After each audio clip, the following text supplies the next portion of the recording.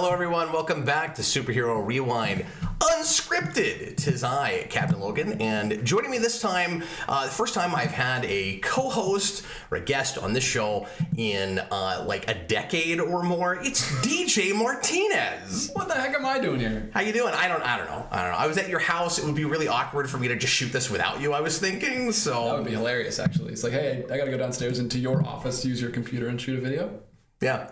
Or I do it in front of a live studio audience of one. I just sit over there. Yeah. That'd be great. Sit on the other side. Everybody's like, why is it looking slightly off the camera constantly? Tonight, DJ and I are going to count down our favorite superhero movie scores. This is a thing we've talked about doing forever. So long. And we've had so many conversations about this now, and it's such an interesting, versatile topic. We've decided this is probably going to be the first of kind of a mini-series, although it won't be the next several rewinds. But we're going to come back every, 3-4 weeks, hopefully, and knock out a few more of these for you. Because, and by the way, welcome everybody watching live. Thanks for being here. Thanks for watching after the fact. If you're doing that, as always, we initially were talking about doing like singular tracks. Yes. And I have to say, that would have been much easier for me. Yeah. This was tough. We're doing complete scores. So I felt weird putting anything on here that I only liked, 2 or 3 tracks from. Sure. So I was like, well, so if we were doing like individual tracks, I could do like a top 50 and include like 40 different movies. Like I could include much more. This is going to be so tight. So Anything even in the genre of superhero? Well, you could do 40? I could do 30 easily. Okay, if sure. we did a top 30, I could include 30 different movies. Wow. Because I like a little bit of everything, but scores that I don't listen to scores all the way through. I'm a playlister. I pick the tracks I like and I make a playlist. So this was tough, finding ones that I liked the majority of the tracks on. Yeah. I think I'm coming at this maybe a little bit differently than you. It's going to be interesting to see how our lists come together. Okay. Because there are some movies that I have listened to the whole scores of and multiple times and like as an album. By the way, what we're looking at tonight, here's the criteria. We're going to be talking about not just orchestral scores, but just original scores. So it doesn't have to be just orchestra necessarily. So like if it's got an electric guitar in it, it still could make the list. But we're not talking about, so when we say, I'm saying scores instead of soundtracks just to try not to confuse people. So we're not doing incidental music, but we may make that another episode at some point. Yeah, we are talking about that. And we also want to hit TV themes at some point too. Yeah. There's a lot to talk about in the realm of music. Yeah, it's a lot of stuff. But I think this is a good place to start. This is a good introduction to the series. Yeah, I think so too. We're going to talk real broadly tonight. One of the things that makes this difficult is that we're on YouTube and we can't play music. And so we're going to have to describe the feeling we have listening to music and some of the music itself, and I'll try not to hum and sing too terribly much because some people don't like it when I do that, but it would be really nice if we could just play some tracks back and then give you a flavor for the soundtrack in the same way as it would be nice if I could do stills and video again for the movies, and that makes this kind of impossible. I would have loved to have done this just as an audio podcast, but the show is primarily on YouTube, and that's where most people go to look at it. So we're going to do our best, winging this without being able to actually listen to the music. I prepared a bit for this, but not as much as I would have liked to have. Yes, I'm a little underprepared too, but hopefully we'll just get rolling as we start talking, because we just break into the Captain Logan show into this topic quite often. So hopefully this will be easy for us. But yeah, I wish I had more time to prepare for this. For me, this was tough to get the order down. I feel like the order is somewhat arbitrary. I feel like I do have the 10, but the order kind of depends on what mood I'm in. Sure. Like what kind of music I want to listen to. So I don't I wouldn't be comfortable doing these are my top 3, or I don't even know if I'd be comfortable saying this is my favorite score of all time. But these are my favorite 10. Yeah. And the order is kind of. Order is often a little bit arbitrary. I gotta say, weirdly, and I do a lot of top 10 lists, and I've been doing that lately with Jason, especially on Father and Son. I found this to be the easiest list to put together of anything I've done in a long time. Wow. This came together really simply for me. I had my initial 8 not the order, but just my initial 8 came together within the first like 20-30 minutes of thinking about this. And I went in and I listened to a few things from those scores just to make sure I was right about it, and that I still felt the way I did about it. And then I spent a couple of days listening to lots of different things to get those last couple of spots. But I had a short list already of 4 or 5, and they came from that short list. So this is a thing I've thought about for a long time. So it was pretty easy to put together because I'd meant to do this video for years and years, and finally getting around to doing it, and on vacation, thousands of miles away. Yeah, he's far from home, but he's still putting out content for you guys. Hopefully, we don't find out that there's no way home. No, we cannot miss your flight tomorrow. that would be unfortunate. Well, DJ, are you ready to get right into it? I'm ready. While we're talking, folks, as always, let me say this real quick. Sure. We will take comments from you, and we'll probably look at them more often as we go than I would in just a review video. And this will be real kind of relaxed and informal, of course, but let us know what some of your favorite scores are as we go. We're not gonna. I didn't put the feelers out for the patrons this time. Maybe I should have done that, and maybe for themes or singular tracks, we'll do that down the road. That'd be cool to get some of their input in. Yeah, like tweet responses with your favorite things. But if you're watching right now, let's get some of those from you. And DJ, do you want to start? Yeah, I'll give you our number 10. Okay. So again, criteria: it just has to be a superhero movie. I didn't even, and I'll full disclosure, I'll say this right away. I didn't pick anything that wasn't theatrical. I actually looked at a couple things that weren't, but I wanted to open this up entirely. It could be anything that counts in the superhero vein. I did consider some direct-to-video stuff, and I didn't end up making it. But yeah, I think all mine is theatrical as well. I will say, I don't know how you did this. This is definitely favorite. This is a personal list. I'm not trying to be objective at all. This is like what works best for me. So a lot of the movies are some of my favorite movies, or movies that have a really emotional connection to. Some of them make it on even though I don't like the movie. The score's just that good. Yep. But the majority of mine are just movies. Don't want to give anything away. I've got that too. Really close to my heart. So, coming in at number 10, I was actually glad to put this on here because I wanted a little bit more variety. You'll see that a certain character keeps showing up on my list, but he has really good scores. So sorry. But yes, for number 10, coming from DC, Wonder Woman.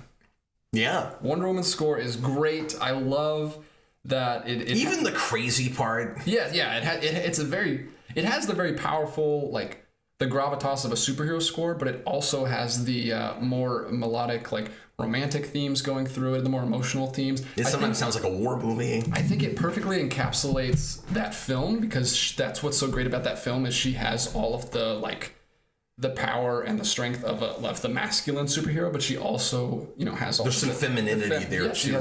She has the perfect balance between the masculine and the femininity, and I think the score just perfectly portrays that. And it's number 10 because there are a few tracks that are more generic.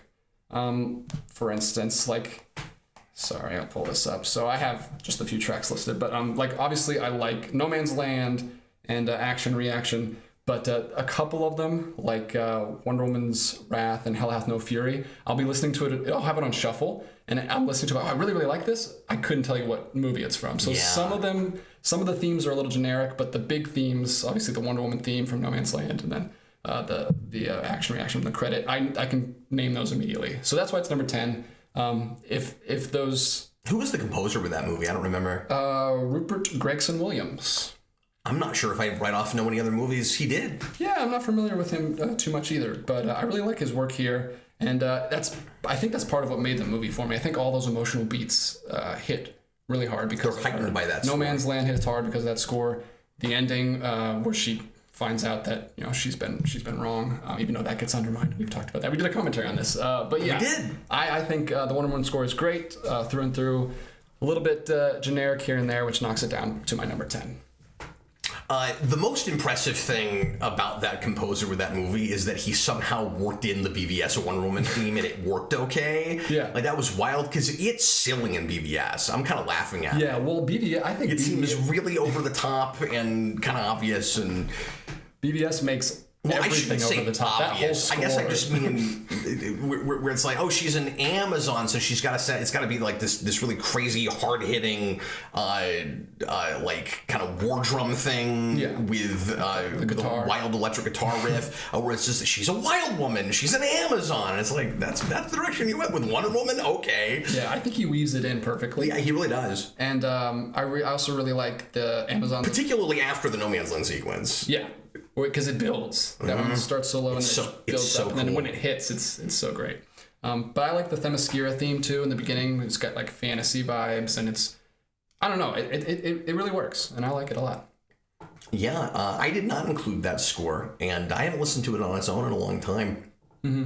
Yeah, it's one of my playlists that comes up quite a bit. But yeah, I only like about 5 tracks from it, so it's not like one that I listen all the way through, but I do like the tracks that I like quite a bit. So yeah, it's also important to note that it doesn't sound at all like the first Avenger score. Mm-hmm. And it would have been really easy for it being I know it's not World War II, but being a period piece war movie, it would be really easy to go to too much of those same kind of like sentimental, looking at the past with rose-tinted glasses kinds of places. Kind of sound. It doesn't go that way at all. It's really good, and it's interesting considering how similar those and nothing stories against the score with that movie, because that stuff works in that movie. Exactly, but I think that's just indicative of the different ways those stories are being told. Yeah, they try to go. This one goes a little bit more realistic, and they feel like they're naturally born out of the characterizations of those respective characters. Exactly. Okay, my number 10 might surprise some folks, and this is a movie I don't know that you've ever seen and that you've ever heard the score to. But my number 10 is Danger Diabolik from 1968. I'm going to need to if it has a great score. It is an amazing 60s rock kind of... like, I don't want to say like drug-induced score, but it's got a little bit of psychedelic in it. It's got some kind of James Bond beats because because that whole movie has some of that kind of stuff. But there's not any. But just in the rock score, like there's not any orchestral stuff in that movie at all. It's a lot of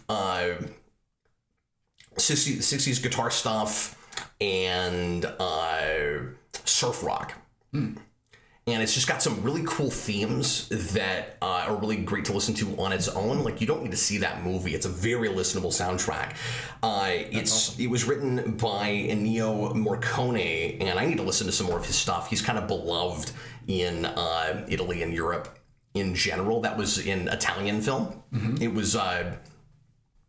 It was shot in English, but it was made in Italy. And of course, Diabolik is a popular Italian comic over there. And I don't know if you know anything about that movie, but Diabolik is this like master thief. And he runs around with a woman who he is in love with, and they have this like really kind of playful relationship, and they're just trying not to get caught. That's the whole thing. And it's a real rebellious movie, and it's a real rebellious score. So it's all about kind of, sticking it to the man, and you're not condoning what they're doing, but the whole thing is very cathartic if you have any issue with your own government. And you can hear a lot of that in that score. The big track that always stood out for me is Underwater. I'm trying to find it. Under Wah Wah, because that's the nonsense syllable that the singers in that song are doing the whole time. There's this wonderful heist toward the end of the movie where I don't know how they shot it. It's amazing, and it's not an expensive film.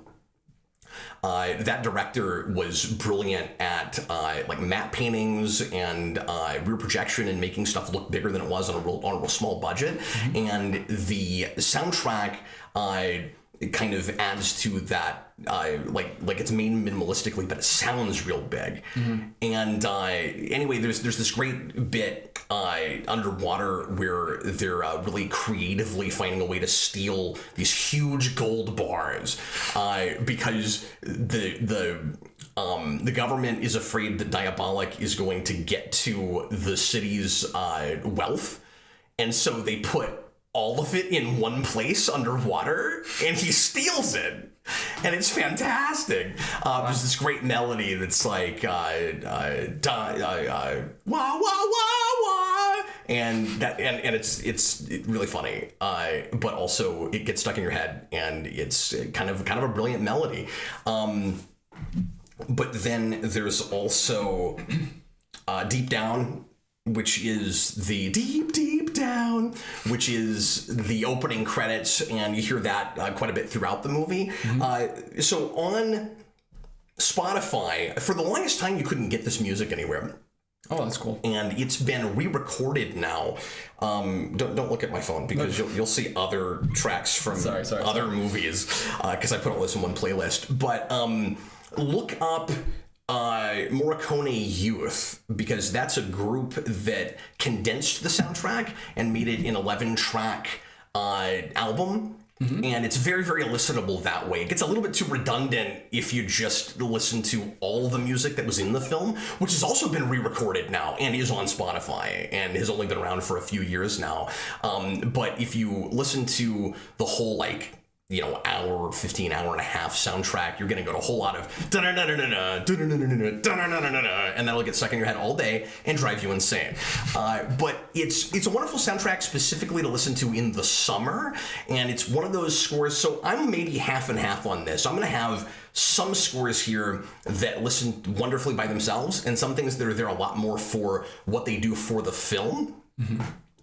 Overall, all of my stuff, there's at least enough stuff that makes sense to play by itself that they can make the list. Like, I was thinking of it as a piece on its own, but with film score, you also have to consider that you're, in a lot of movies, going to have to have a little bit of kind of, for lack of a better way of putting it, downtime in your score, where it's a little quiet, there's not a whole lot happening yet, because, people are talking or we're building suspense or whatever it is. But this was a movie that doesn't have very much of that, because it's kind of just wall-to-wall like surf rock and psychedelic rock, and there's some cool stuff done with harpsichord. Oh, sweet. Yeah, that's going to be interesting. There is a lot of... I actually prefer it when they don't put the entire bit of score all on the soundtrack, so I have to listen to all the quiet parts where, like you said, where people are talking. I like when they just put the big themes that they use. But well, and then the question is, how much of deciding what the best scores are have to do with just the way it was, the way they chose to present it on a soundtrack? Yeah. You know what I mean? Yeah. Like, are you leaving things off because the score itself that was put out is not as listenable? Or are you thinking about everything that's in the movie, and if you just took all that music, the actual parts that have a lot of music, and put it all together, it would be very listenable? Yeah, you know what I mean? That's a good point, because I much prefer when they... What are we actually ranking here, you know? Yeah, it's whatever. We make the rules. Sure, yeah. I definitely put things that are more listenable, like, just to me, like, outside of the film.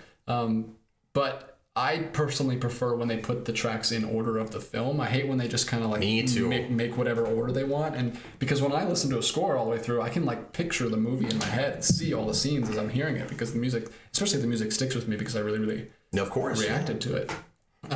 So yeah, I like doing that. I hate when they just put the main ending theme at the front and then just kind of make up an order. That bugs me.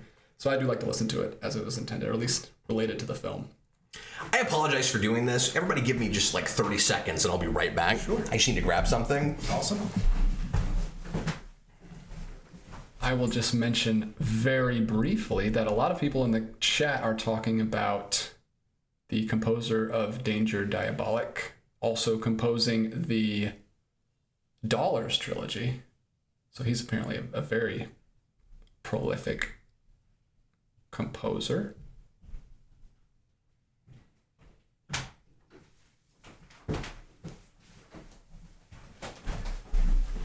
Okay, DJ, what is mine? What is your number 9? 9. All right, this is the one I feel the most weird about having on the list. Oh, wow. This is one that the theme is so good, but it's perfect, because like we were just talking about, the rest of the score is just kind of like atmospheric and incidental. So it just, because this is like a heist kind of movie, like espionage kind of. So there's a lot of like downtime. So the rest of the score doesn't do a lot for me, but there are like the main theme, and it comes back in a few other places that really just. I think I know what you're going to say. Got it there. We'll see if I'm right about it. So this one, if we were doing top 10 superhero themes, this would be a lot higher. Okay.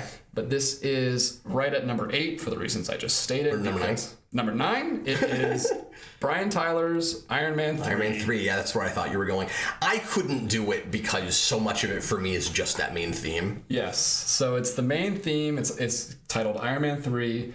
And then it also comes back in Stark, which I really like. And then the track Battle Finale, where all the Iron Man suits come back. That's a really good track. So it's those 3 main, and then you've got the credits. It's reorchestrated in the credits is one of the coolest things Marvel ever did. Yes. So I felt a little weird about it just because it looks like an 80s action show. Yeah. So it's mainly that main theme, but that's why I kept it way down at the bottom at number 9. If we were doing themes, it would be much higher, because that theme is just so good. It's so good. It is the perfect. That will almost certainly make my list of themes. Yes. And we'll probably see more crossover between us on that list. Sure. Yeah. So yeah, I'm interested to see if we have any crossover today. So we may not. This is the way you do a third movie score. It keeps all of the bombast and the confidence of the first score for the Iron Man film, and then it keeps all of that. It keeps the best parts of the first 2, and then makes it even better. Like it keeps the like if you take a track from Iron Man 2 score, Sledgehammer, where it's got the ding ding, like that is all in Iron Man 3. Like he looked at those scores. And I'm surprised I'm saying all this nice things about Brian Tyler, because his scores don't usually do it for me. But yeah, same here. I think because I'm a little nervous because he's doing the Mario score, I think. Yeah, I hope he does. So see, he had good stuff to work with Iron Man 1 and 2 scores, and then he made a great Iron Man 3 score. So I'm hoping he can take the Super Mario music and hopefully make. He unfortunately did not do the same thing with Power Rangers. That's true. That is not a great score. It's got one track that's pretty cool, but yeah, that's not on my list. I really like his score, and like you said, the 80s action theme that he does for the credits, where he tweaks it for that, is great. And they also did it on Ant-Man. There's an Ant-Man track at the end of that score called Tales to Astonish, and it is a 60s rendition of that theme. But they didn't actually put it in the movie? I don't think so. Because I don't remember that in the credits. I love that track, though. It's on my playlist, and I listen to it. I feel like I would remember that, yeah. Yeah, you should check it out. Everyone check out Tales to Astonish. I think the espionage and spy stuff in that score is really effective, but it's not memorable. Yeah. Yeah, it works for that's another reason why it's kind of here. It works for the movie, but it's just not one that I listen to a lot. But I do listen to those tracks that I mentioned: Battle Finale, Stark, and Iron Man 3. And by the way, there's nothing wrong with that. A score doesn't have to be super melodic all the time. No. And be a thing that... And also, I will say, I've got some things on my list that are totally ambient, most of it. Mm-hmm. That aren't like super earwormy and melodic, but still are fun to listen to on their own to me, because it puts you in a particular mood. Mm-hmm. And sometimes there's some of the stuff here I think is even kind of works as meditation music. Yeah. And that kind of thing. But it's okay when a score disappears, but if you're really paying attention to it, you realize the way in which it's enhancing a scene.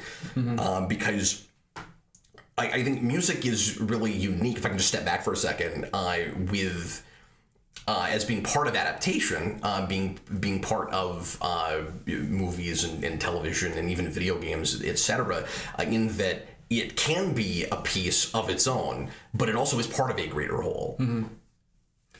Yeah. And there's not a lot else about a movie that is that way. The script is that way. Yeah. Yeah, music for me is the one thing that I can appreciate even if I'm not liking the rest of the movie. Like, it's hard to appreciate one part of that's. I think it's the most easily. It's the easiest part of a film that you can just take out and appreciate on its own. Of course, yeah. You can't really do that with I guess you could, but the dialogue is really working for me, but everything else is not working. Usually those affect each other much more than the music can be kind of its own piece.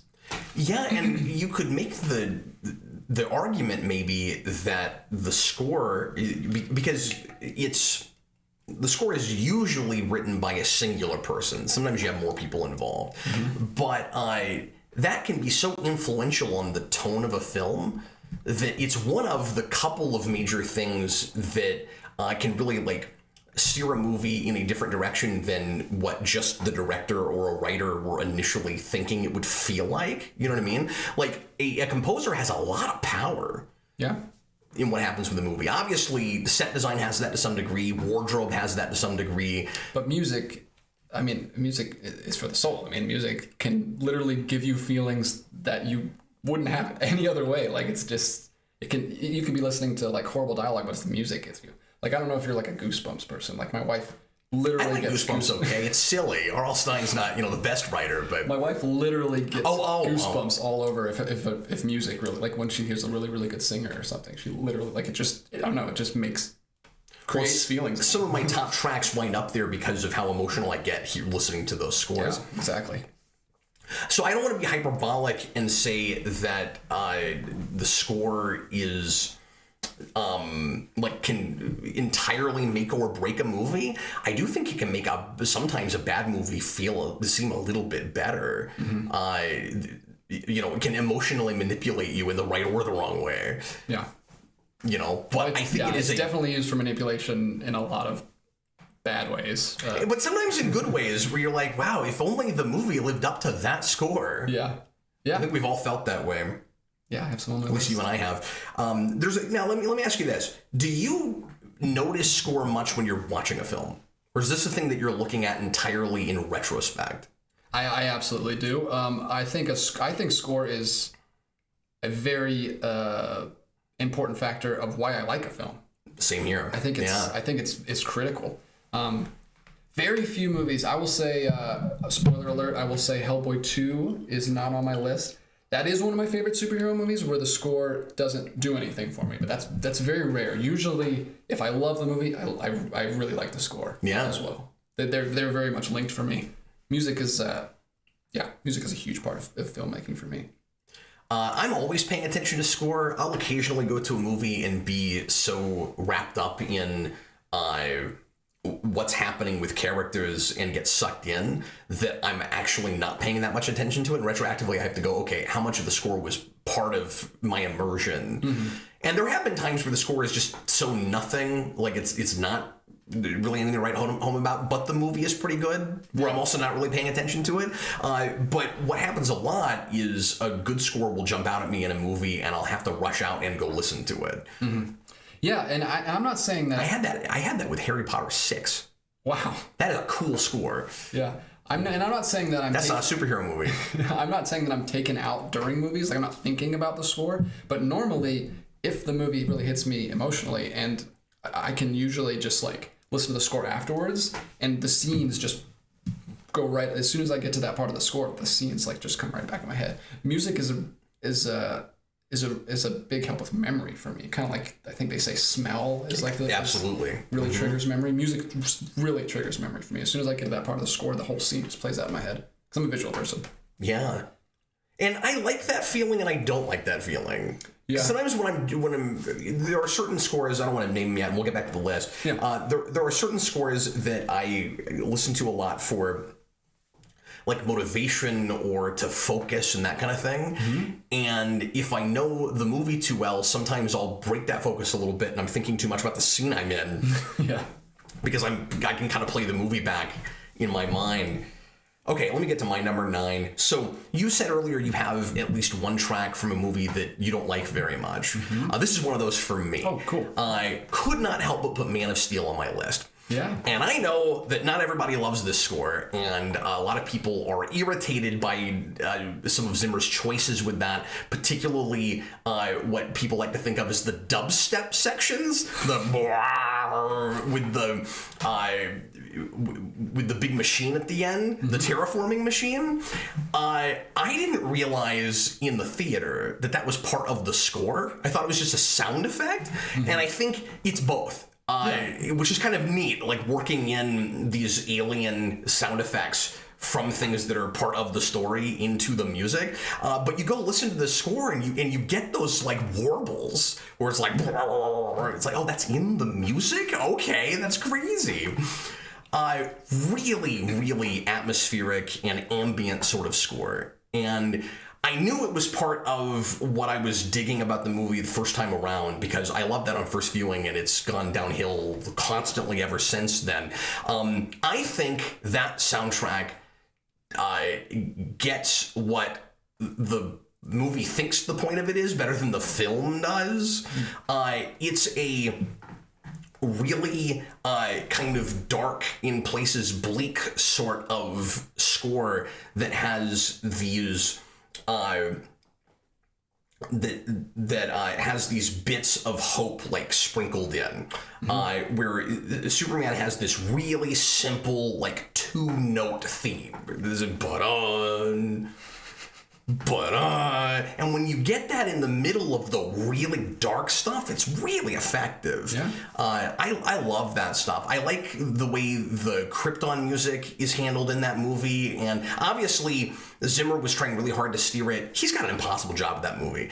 He's trying to steer it as far away from Williams as possible, but he also doesn't want it to sound too much like Batman Begins and Dark Knight, which are what every action movie is sounding like right as this is coming out. Mm-hmm. And I don't think Warner should have gone back to Zimmer, or anybody who worked on Batman Begins. Why is Goyer writing that script? Why is Nolan involved? Why is Zimmer doing the score? But I have to admit that the score is wonderful. Mm-hmm. And I came to fall in love with it a lot more listening to it in preparation for the Rewind years ago when I wrote that.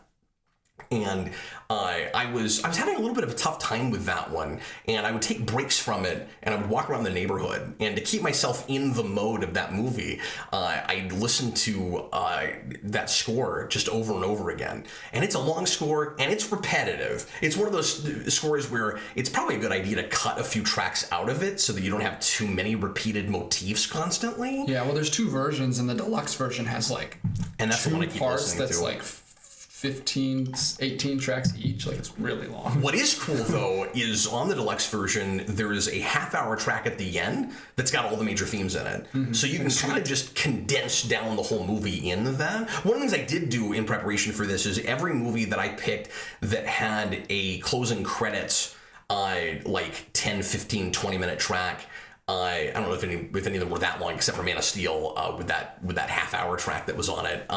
But anything that took all the major themes and kind of condensed them down, boiled them down to one track, I made sure and listened to those right before we did this. Yeah. I say right before, a couple days ago. I was just doing a lot of superhero score on the airplane. Oh, yeah. Yeah, you had plenty.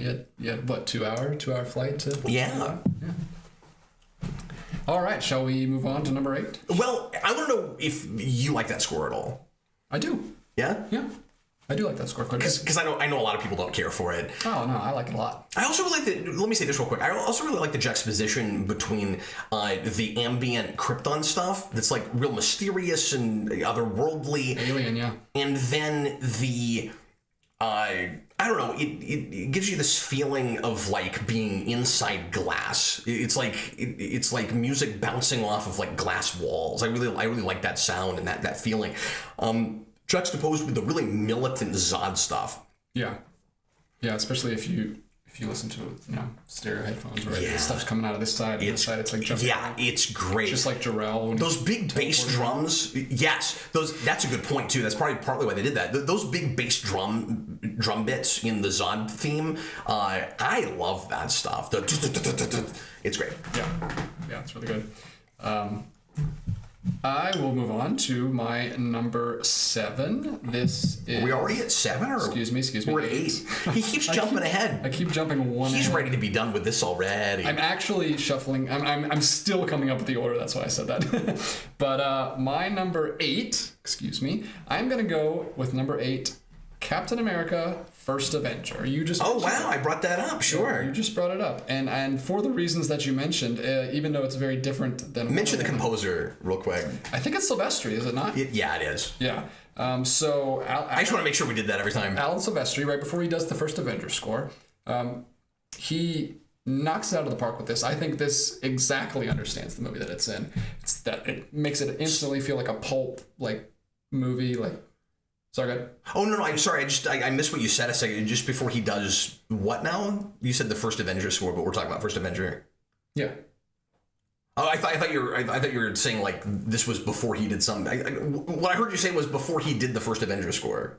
Yeah, but I wasn't sure. Avengers. Oh, Avengers. Oh, sorry, I was lost on that. Okay, yeah, I blame them for titling that. I forgot he did that score. Yeah, so he does this, and he totally understands what it is. This is like, it immediately puts you in the feel of like a Serial, or like a Rocketeer, or a Shadow, or a Spirit, like all those pulp heroes. And it's like you said, it's complete rose tinted glasses. It's complete. Some people might think it's a little sappy. I think it works if you put it in a different movie, it probably would be. But in this movie, I think it works. The reason but there is a juxtaposition where it gets darker in places and like it gets more solemn and knows the realism of it. Yeah, it does get more serious. The curtain gets peeled back a little bit, and it's like, this wasn't a perfect time. Here's some horrible things that are happening. Yeah, and when the character realizes it, like when he goes and rescues the troop, and then he sees Red Skull for the first time, and then it gets real ominous. I never listened to that score apart from the film.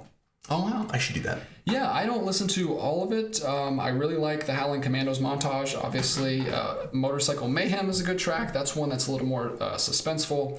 And obviously Training the Super Soldier, Captain America, and then Captain America March are the big bum, bum, bum, bum, bum. Like, and as soon as that comes on, I'm just like, just right in that movie. And it's timeless. That sounds like it could have been the Captain America theme if you made one of the 70s. Yeah, it kind of has that Superman timeless. Exactly. Either of Superman, either the Williams or even the original Fleischer cartoon Superman score. They both have that kind of iconic. So I think it's perfect. I understand why we had to get away from it. We went into Winter Soldier.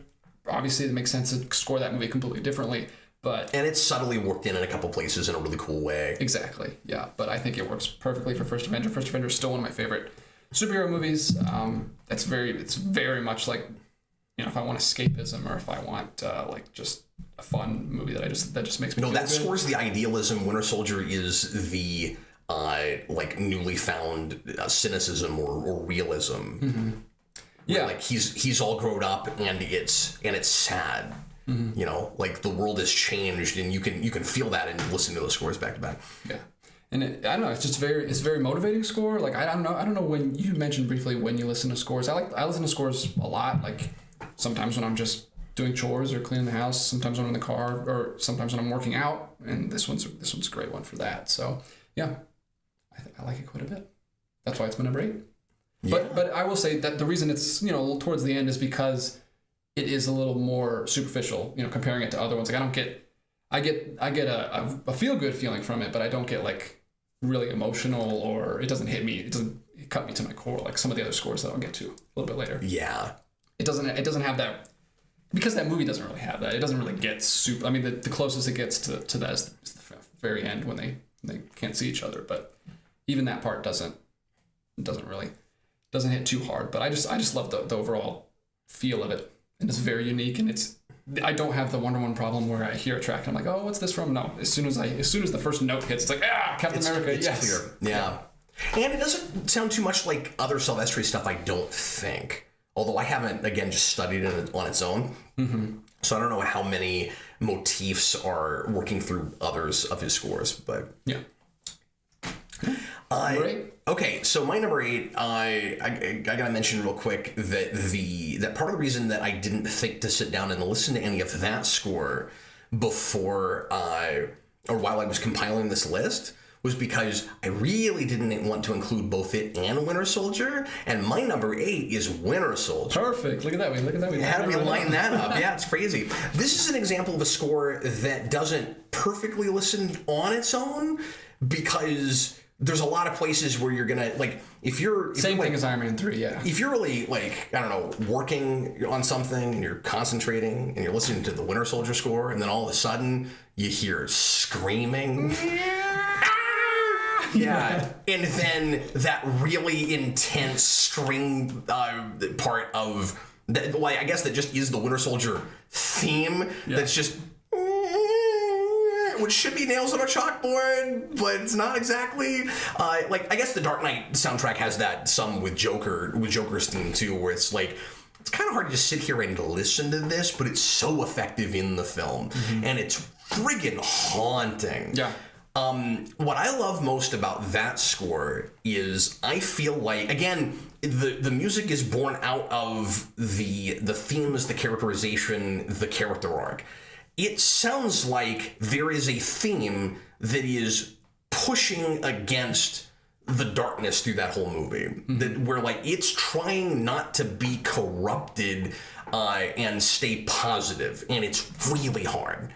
And that's Captain America's whole arc in that is the world has changed and it's not what I want it to be anymore, and maybe it never was what I wanted it to be.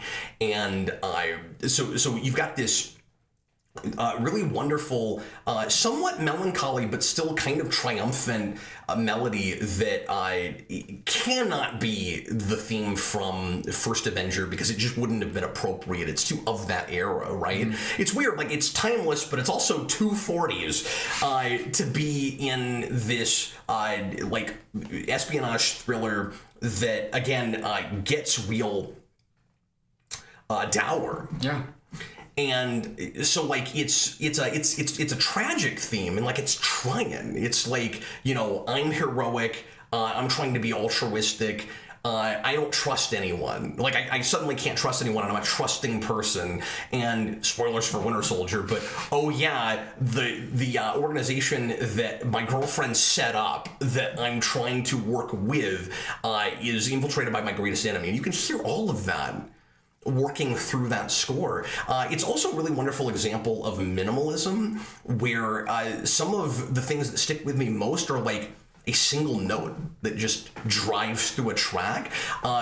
Toward the beginning, I think the track is Lumerian Star. You've got, that's a great one. Yeah. It's wonderful. You've got Captain America jumping out of the plane into the ship, and he's like pushing through the rain.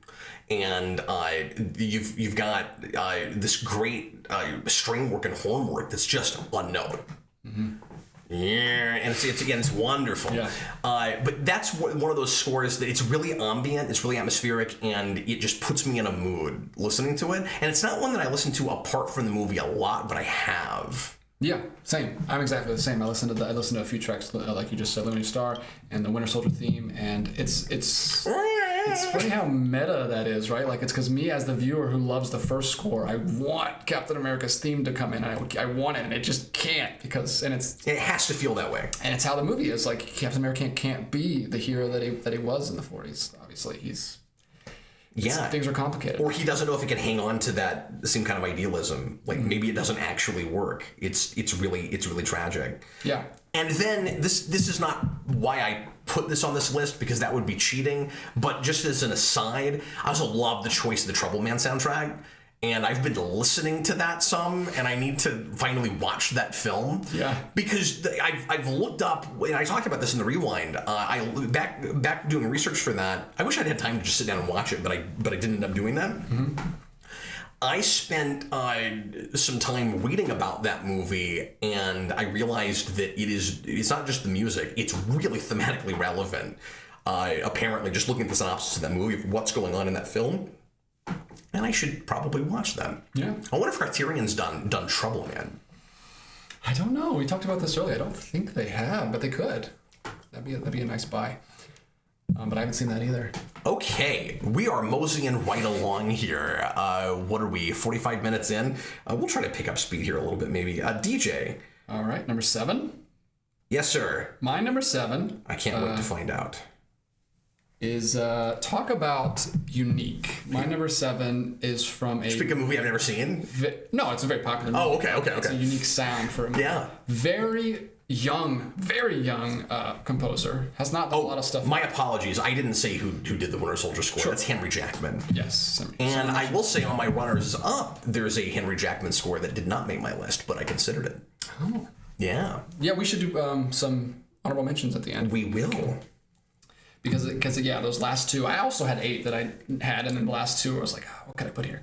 So I put Wonder Woman and Iron Man 3. Yeah. So now we're getting into the definitive, he was always going to pick this list. My number 7, very, very young composer, not done a lot of stuff yet. Daniel Pemberton, very young guy, but he knocked it out of the park with this. He kind of created a new sound. I don't right off know what this is. Just as the movie created a new animation style, he created a new sound for this, and it's Spider-Man Into the Spider-Verse. I didn't even think about that score. Such a good score. I've never looked at that apart from. Oh, I should have done that. Okay. So good. The way he incorporates, I think it might be mostly. He probably has instruments too, but there's a lot of digital instruments in it, and it's all this, and it's so perfectly matches all the the glitches in the animation itself.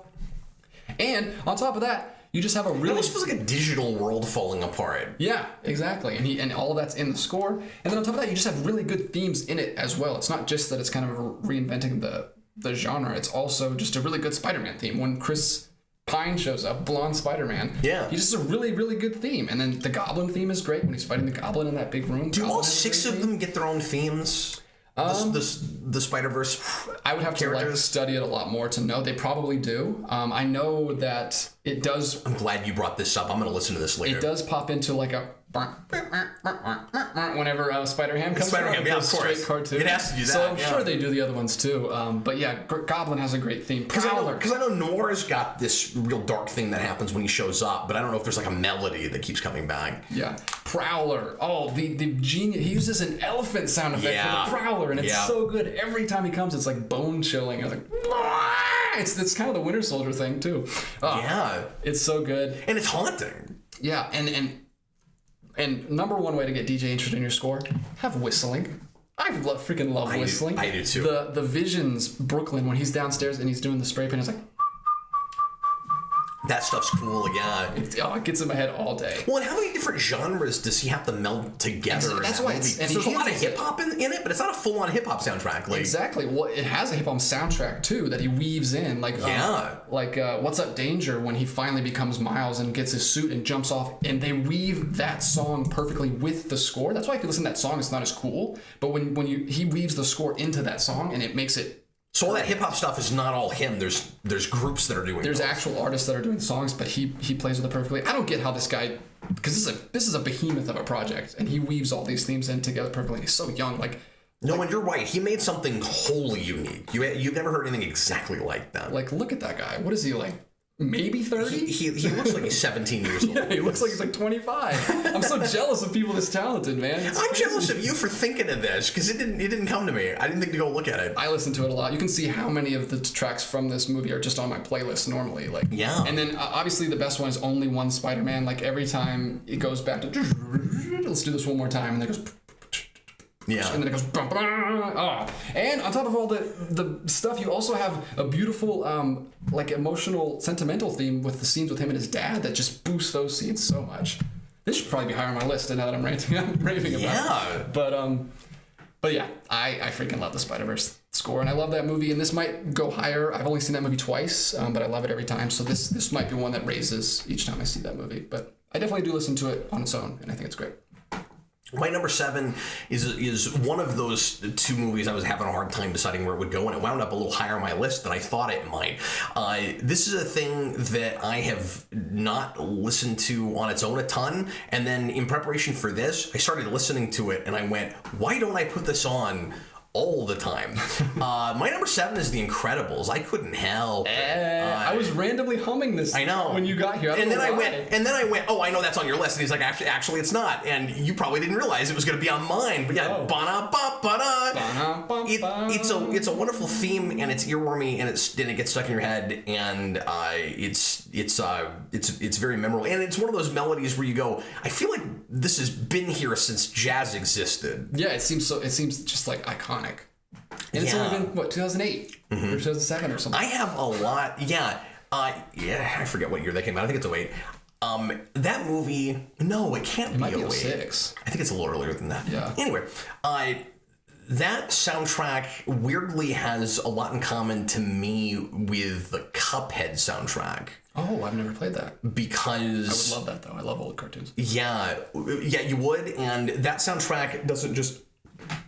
sound like old cartoons. It's a full-on 1930s, 1940s kind of jazz score, and there's a ton of music in that. And this has obviously more downtime than that because it's The Incredibles, because it's a movie and there's people talking and stuff. But a lot of it is, and there's also a really good blend of a couple of different genres here too. It's not all big band swing, but there's a lot of that, and that's all.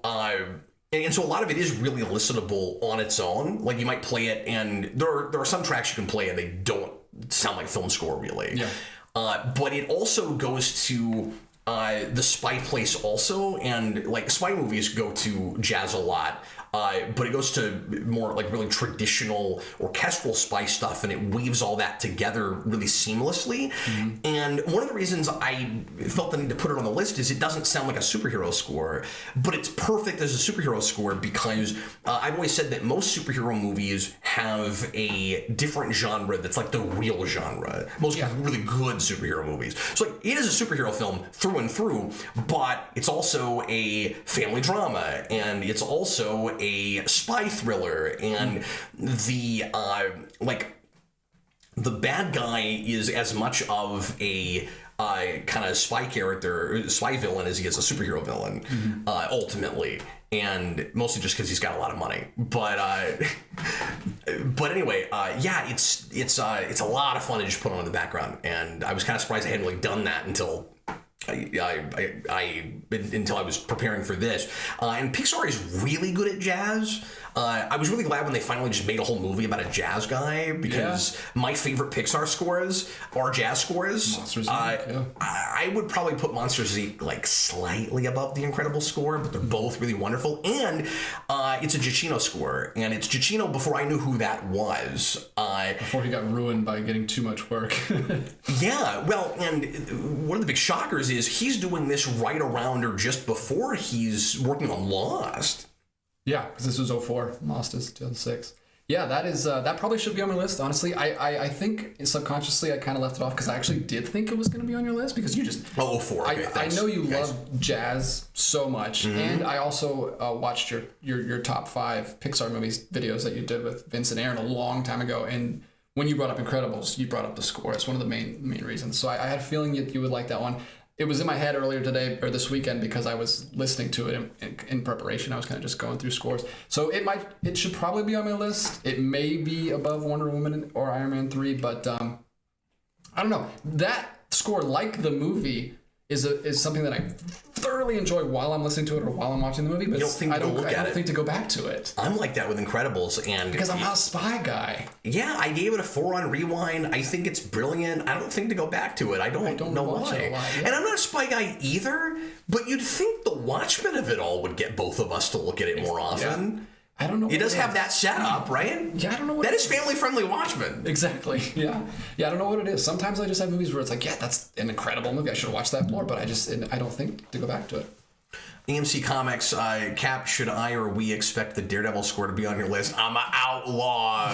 That's not the score. Quick on the draw. Yeah, that's not what we're doing. We're not doing soundtracks. But I also think it would be fun at some point, and this would be a lot harder, and we'd have to spend a lot of time doing research, but I think it would be fun to do a list of not just incidental music creating score, but also specifically the soundtracks that are inspired by. Yes.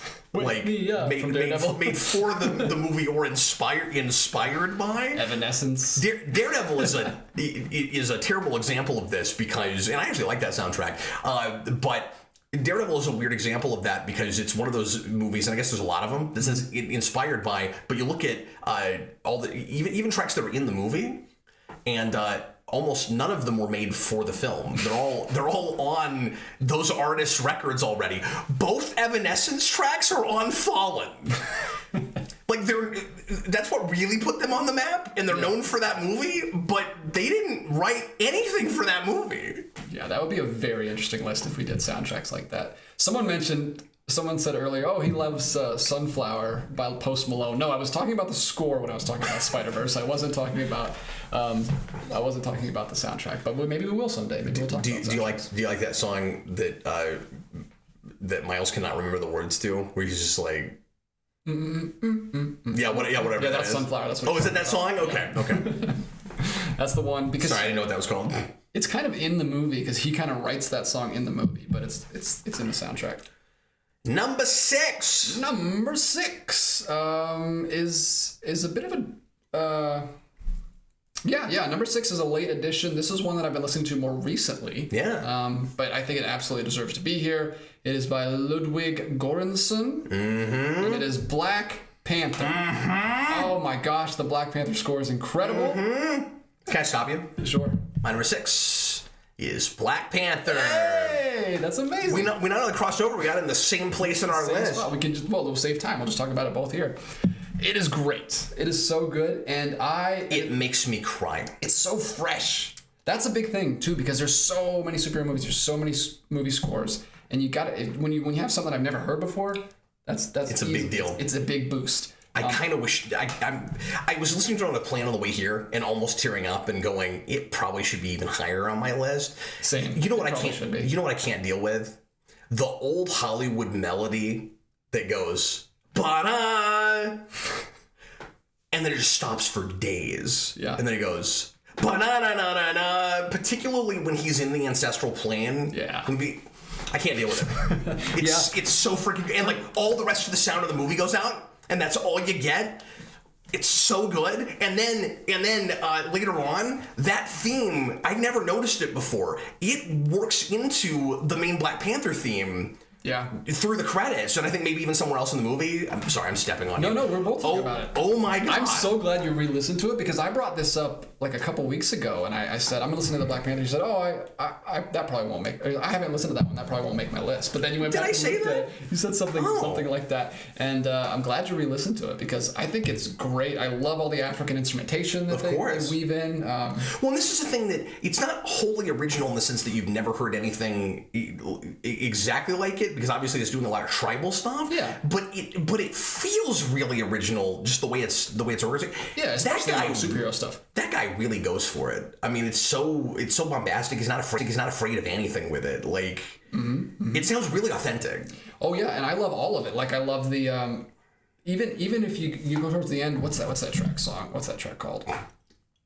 The end when the kids see the spaceship landing on the basketball court. Yes. It's called Spaceship Bugatti, and it's like, but it sounds like Lion King. Like it's like this completely different sound. When I went to that movie the first time, 10 minutes in, I was like, "There's a lot of Lion King in this," and it's true in both the story and the soundtrack. I don't know how intentional it is. I think it's just that's what African music sounds like, and both of those artists went back and made it really authentic. That's a really good point. Like Lion King has one of the greatest scores of all time. I think, and that movie is on my top 20 of all time. Yeah, and that score is part of the reason. And I just watched The Woman King, which is a movie this year that just came out, and it also takes place in Africa and has a lot of the same sounds. Oh, cool. Yeah, it's a war movie too. Very, very reminded me a lot of Black Panther. I just love that sound, and we don't get to hear it enough in movies. I love the haphazard thing in the main theme, or in the lead up to the main melody. That's like the syncopated thing. It's like da da da da da da da da da. It sounds wrong. It sounds like a mistake. Where it's like da da da, like it gets stuck, and it feels like improvisation or something. Yeah, it's like music that comes from experience and your soul and like your feeling in the moment, and it's the same every time because you wrote it and that's the main theme, but that's why it feels so authentic to me. Yeah, and you can maybe hear it's the same notes but it's done a little bit differently each time. But Nicholas Bono says it's a far superior remake of The Lion King than the 2019 movie. I totally agree with that. Of course, it's The Lion King if Mufasa made a mistake. That's that movie. Yeah. I recently watched a critically acclaimed animated movie from 1998 called Kirikou and the Sorceress. It's an animated movie about African folklore. You've heard of that? And there is a part that sounds exactly like Black Panther, and it's when it has the chanting. We haven't even talked about the chanting yet. The waterfall fight, the chanting. Oh, it's so good. Yeah. I love how they incorporate all the vocals, and it's different. It's not like vocals that you would hear in like like Man of Steel, or I don't know if there's vocals in Man of Steel, but there is. Yeah, where that's like, you know, a choir, like an orchestra, but this is completely different. It's all chanting. Well, and it's that interesting thing, right, where it's in the soundtrack, but it's also the characters in the movie creating it in the movie, right? So it becomes at the waterfall fight it is, But they recorded that, like, probably no one you're seeing in that scene are the people singing that. Yeah. I would imagine. It's like when I was at the Homecoming dance, when I was on the set of Spider-Man Homecoming, we had to dance over and over and over to no music. It was so obnoxious because they can't play music because they have to record dialogue. But I haven't even mentioned everything about this. I also love how he weaves in hip-hop with the African music, with Killmonger's theme. It shouldn't work, and it should make you laugh. And then his dialogue in that scene where he's like almost rapping... It's great. Yeah, he gives very Shakespeare in that scene. He's shouting at her. Yeah. But when he announces what his name is, I love his score. His score's great. And there's more whistling. Yeah. I'm telling you, just add whistling. But yeah, like you were saying, this should be higher. This probably should. I think from 6 to 1, you could switch them around. Depends on what day it is for me. I cannot. Music is really, like, anytime someone asks me my favorite song, I'm like, that's an impossible question. Like, it depends what mood I'm in. Like, music is so based on emotion that it's really hard for me. I'm going to give away some of what I picked for people probably when I say this, but superhero movies are such a part of my chemical makeup from all the way when I'm a kid that there's some obligatory stuff that had to be real high just because, like, it's a part of me. You know what I mean? Mm-hmm. Yeah, and a lot of these movies are. You probably have some of that a big deal for me too. It's just hard for me to put them one or the other. Like, there's nothing that recent all the way up the top for me. Yeah, just because I've lived with this stuff longer. But like, Black Panther's that good. It is. It deserves to be up there, even though it just came out. That is like, it makes me want to cry every time I think about it. It's wonderful. It's so good. But yeah, I have a lot of tracks on my playlist from this one. And there's I love Wakanda, like the first track. It's such a good way to open a score. Like, it's nothing. It's just silence, and the guy just goes, yeah. Well, it's Lion King again. Yeah, it's so good. I love that. And I don't know what he's saying, but I'm singing along with it, and I'm just making gibberish words in the car as I'm riding down the street. And then the horns come in, like you just did. It's so good. Yeah, it's killer. Okay, I want to keep talking about that. We have to move on. What is your number 5? Oh, yeah, because we're back to me. Yeah. My number 5 is X-Men First Class. Yeah. I love the X-Men First Class score. Also Henry Jackman. Henry Jackman, yes. This is... So I'll just right away say that was one of the movies that's on my runners-up. Yes. That was the Henry Jackman score I considered but couldn't do. It's so good. It's definitely my favorite Henry Jackman score. It's my favorite X-Men movie. It's the one that gets me in the feels, as they say. And this is the word I'm going to say from here on out, like, ad nauseum. Variety. This has such good variety. Well, that's what I was about to say a second ago about that Black Panther. I forgot to make that point. Is not just variety in sounds, but variety of emotion. It takes you on a roller coaster everywhere. It gets so happy, and then it gets really tragic. Yes. And also really dark in places. Yeah, I mean, I'll just run down this. You've got First Class, the track, which is the team's theme, which is great. You've got Magneto, which is the villain's theme, which is so heavy and dramatic. You know, that boom, boom, boom, boom, boom, that sound. Oh, I love that theme. You've got Rise Up to Rule and Mutant and Proud, which are these big, bombastic, like, more epic tracks. Well, and the way he works in with the Magneto theme, the electric guitar is again, kind of... It shakes your chest. Like, if you haven't... It's so good. X-Training. There's a lot of really good percussion in that score, too. Yeah. And I mean, and that's another one like Spider-Verse where I hate not picking it. The sound effect of it, the sound effects he uses in his music are so indicative of the character. Like, it sounds like what Magneto's powers would sound like. It's like boom, boom, boom, boom, and there's like that reverb. It's so good. And it also again sounds. I keep saying this, but it sounds like it's born out of his motivations. Yeah. Like, the score is pissed off the way he's pissed off. Mm-hmm. And and it works so well. That first thing where he raids the CIA facility and just takes out them all, and that's the first time you hear that theme in its entirety. It's so good. Yeah. It's. I mean, this is obvious, but like it's a consummate vengeance theme, and I go as far as to say maybe it wouldn't have exactly like that bombastic drum track. You could take all that out of it and just bring in. I just thought of this. I've never had this thought. Just bring in that melody. Bomb, bomb, bomb. That's a slasher movie. That's a slasher villain theme. He's a slasher, especially at the beginning of that movie. When he's going hunting those guys down. It's so good. Also, X Training is a really good like pump up track, like like I said, like a workout track earlier when they're doing the training montage. And it sounds completely different. Again, variety. And then good call. And then the best one is Rage and Serenity. Gosh, if you want to cry, listen to Rage and Serenity. The scene with the satellite where he's trying to move it. Dude. Oh my gosh. Come on now. Yeah, it kills you. So good. Oh man. I could just go on and on. Like every track is almost a different. Like this is a soundtrack where it's a different theme almost every track. He doesn't.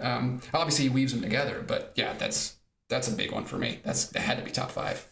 So I know you're not a big Days of Future Past fan, and I considered that score. Part of the reason that didn't make my list is I always wished that somehow like Jackman and Ottman could have made that score together, like because I love all the Ottman stuff coming back, but I wish some of it sounded more like First Class. Like there should have been a blend, and that's my problem with the film in general. It should have been X1, X2, First Class, second movie with Vaughn and Jackman. Oh no, it should have been, absolutely. And then the third movie should have been the crossover, and then you weave the scores together. I agree. I wish that had happened, but can I just say this real quick? Sure. You do have Vaughn to blame for that. Yeah. Because Days of Future Past was the next thing he wanted to do. Like he came up with that story. Yeah. So like even if he hadn't left, that's still what it would have been. Yeah. I'm just throwing that out there. Yeah, but I feel like his characters would have gotten more to do instead of getting railroaded by Singer's characters, which is, I don't know. I that movie broke my heart because First Class was such a big movie for me, and then seeing it just kind of get flattened and going a different direction in Days of Future Past. That's what hurt me. So I don't think it's surprising until Apocalypse, and I also don't think those characters are flattened because the character that I care most about that is the one I care most about in First Class. So it's like it's just his arc continuing. Like yeah, but that's why you're wrong. Yeah, I don't know. I can't watch the movie, but it was the first movie I saw in the theater with my wife. It was our first date. So that's crazy. It has a special place there. But yeah, First Class score, excellent. Good job. You said excellent. Good job. You put excellent with a X-Men score. Didn't mean to do that. Did you actually really do that? Okay, my number 5 is a super recent movie, and I didn't think anything this recent would make this list, but we waited long enough and finally did it right after something amazing came out. I have 2 Giacchino scores on my list, which is wild. But I could not help but put the Batman on this list. Oh, yeah. I have been listening to that some since that movie came out, and one of the things that I find really impressive about it is that it is really redundant, and I don't care.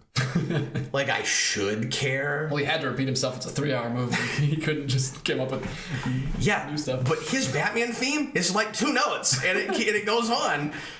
Like ad nauseum, and he keeps weaving other themes in it from other characters and finding ways to orchestrate it differently, and it never gets bored. Like simplicity is key with that score, but it's also just a lot of instrumentation I like a lot. I am a sucker for really good, lush, tragic piano melodies, and oh god, is there a lot of that in that score. But the most impressive thing about it for me is it's not wholly original. I think that his Batman score and his Riddler score are pretty unique, and like they again, it's pretty timeless.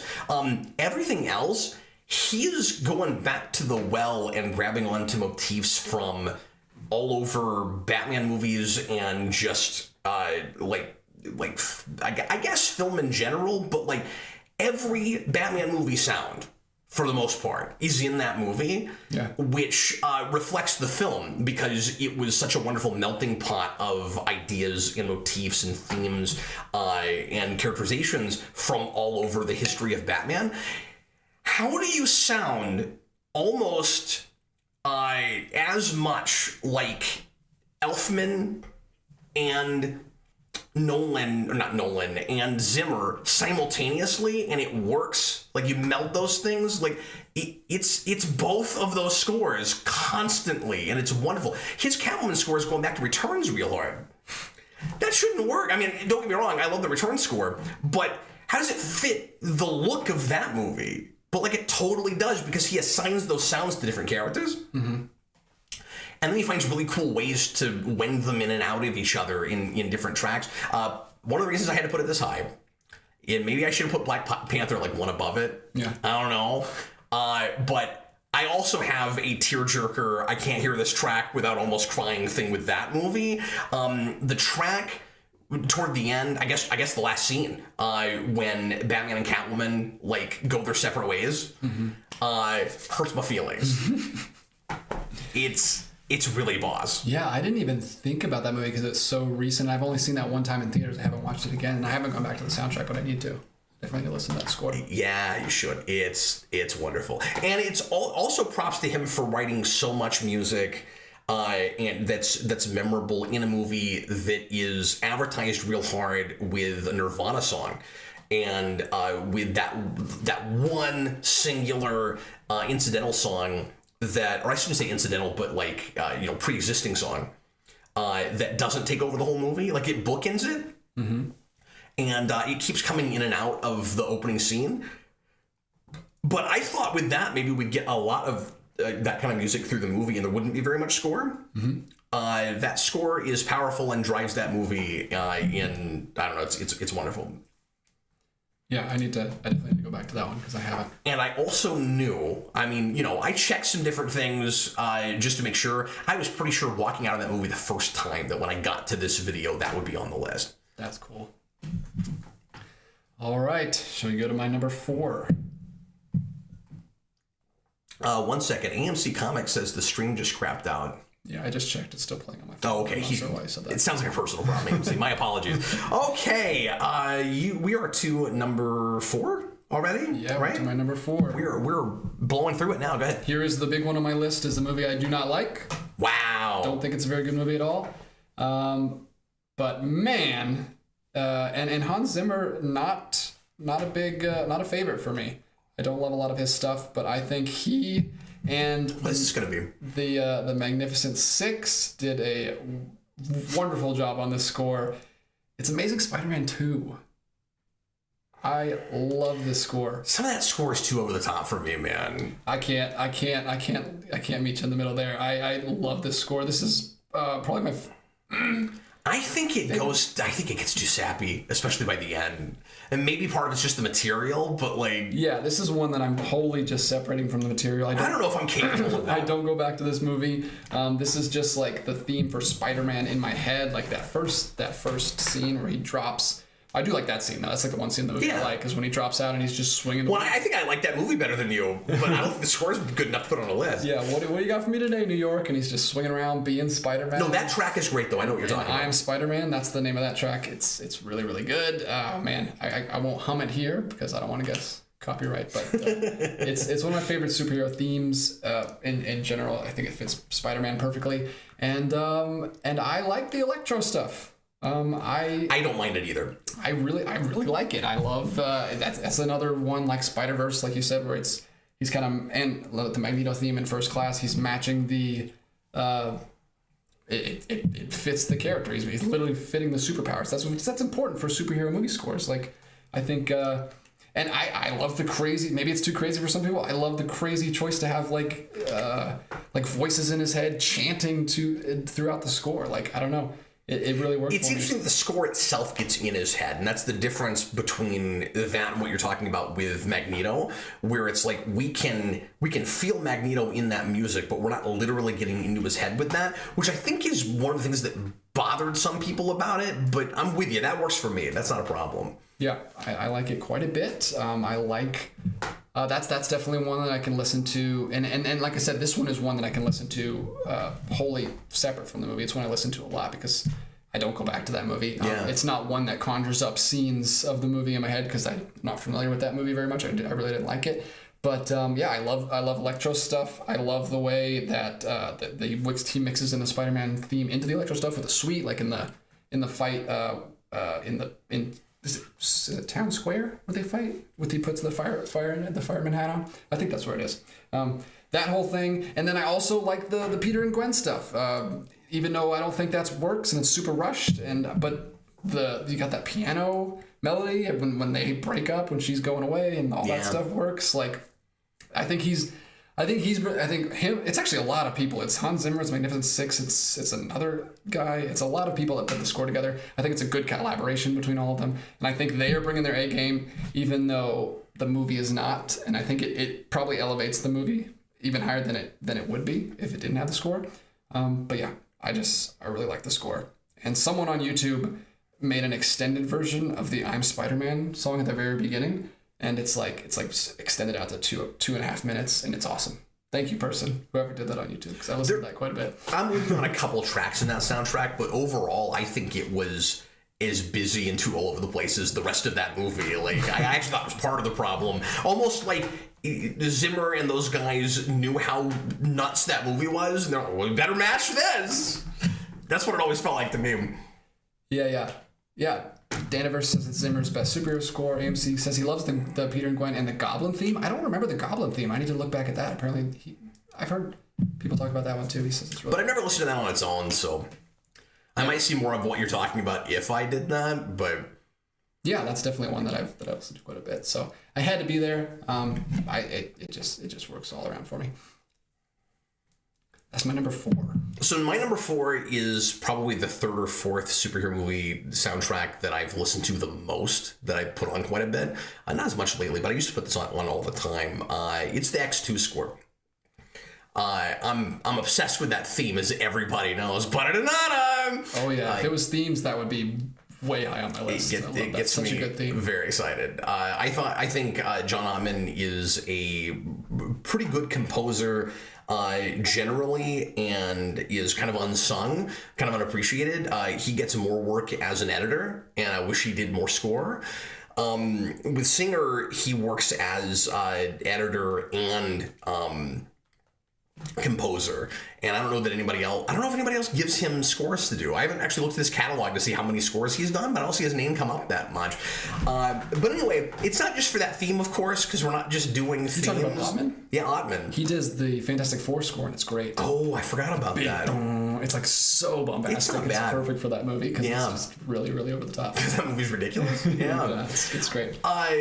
So he knows how to make it appropriate to the piece. Yeah. I like how mysterious and haunting a lot of the music in that is, but it doesn't take itself too seriously. Like, it knows it's I don't know, this is going to sound weird to say. It feels like you're, more so, I think, than the first movie. And I like the X-Men theme from that movie, okay?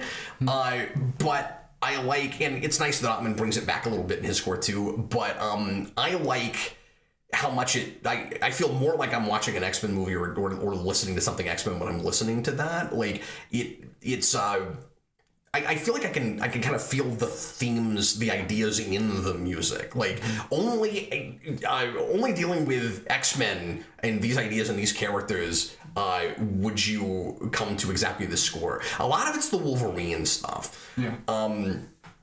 The tragic, like, Weapon X stuff, and the piano stuff and orchestral stuff that you get in the house when Stryker breaks in. That's probably some of the best stuff in it. The Mystique theme in that is really great. The real mysterious, like, tense.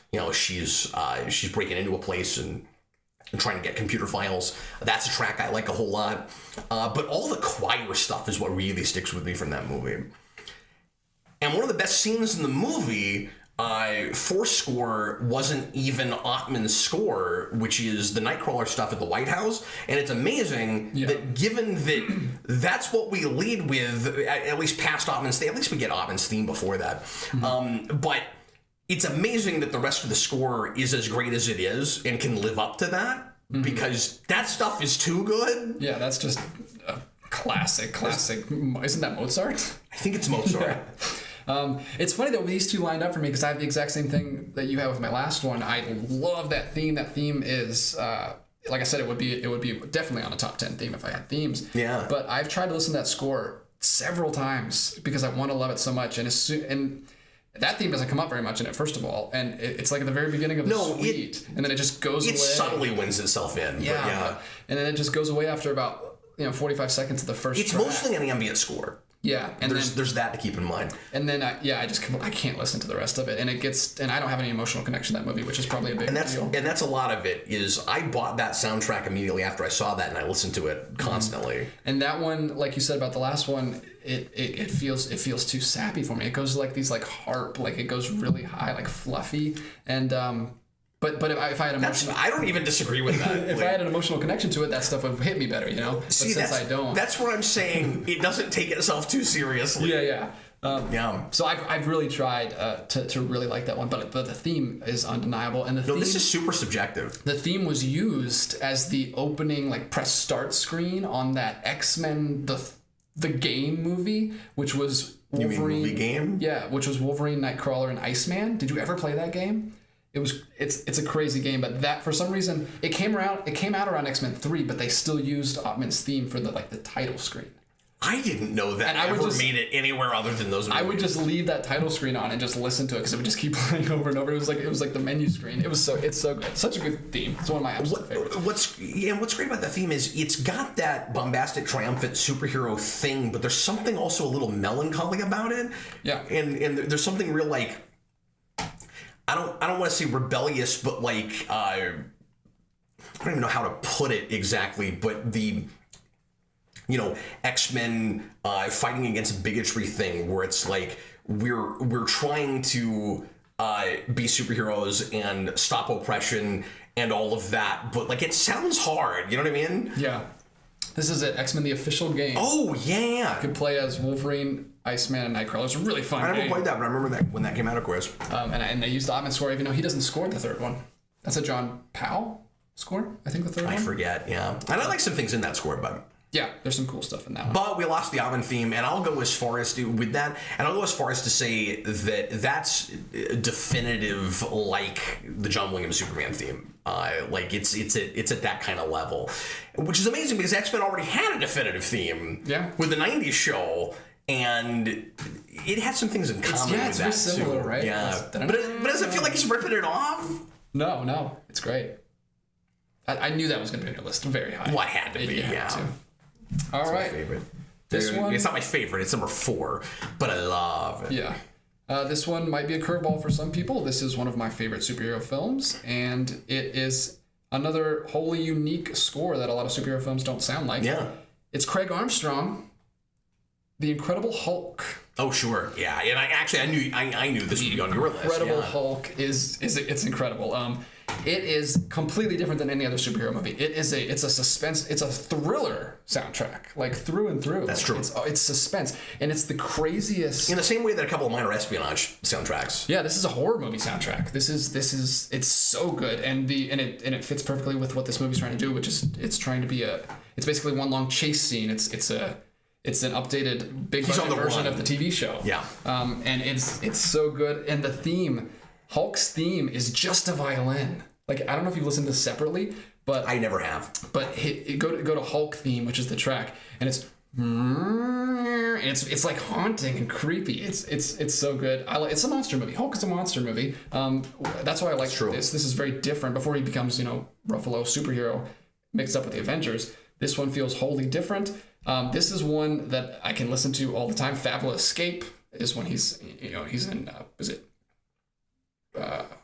South America. I don't know exactly what country he's in. I was trying to think of the country, but I'm not sure either. Those are great with like dun dun dun dun dun dun dun, and it just keeps escalating and like raising your heartbeat. Which is perfect because he's trying to keep his heart rate down, and that's a good point. Yeah, I'm not even getting it in my head right now. I'm gonna have to go listen to that. Oh, it's so good on its own. It's so good. And then you've got Harlem Brawl when you obviously the final fight when he's fighting against Abomination, which is a great theme. And then on top of that, like you've got those ones. You've got the Hulk theme, you've got Hulk Smash, but then you've got Hulk and Betty, which is and I know you don't love that actress and she doesn't really work for you as Betty Ross, but the theme that he uses for their romance is really good. It's a lot better. I don't know what I said in the rewind. I used to feel that way. I thought that turned me around on her a little bit, but I can't remember what I said back then. Okay, that's good.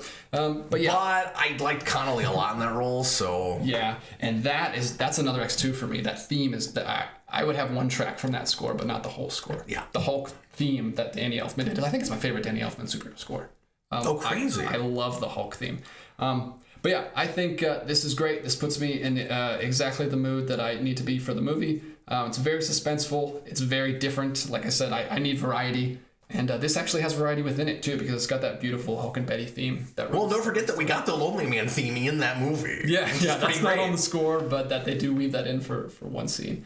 But yeah, give him everything you've got when he's fighting in the park, when he busts out of the college. Oh, it's a powerful score. And that's one of those movies that I felt like was kind of mediocre and didn't really speak to me much when it first came out. Mm-hmm. And a lot of people have that. I didn't bother with it much, and then I did the rewind, and I was really impressed with it, and I've never watched it again. Like, I can't get excited about seeing it. Yeah. But so you have the Incredibles thing with me. Yeah, but I give it I guess just movies with the word incredible. Yeah, that's what it is. Mr. Incredible! K.C. Mobley is Darth Bobo says, yeah, when Betty and Bruce meet in the rain, the score is awesome. Yeah, it's so good.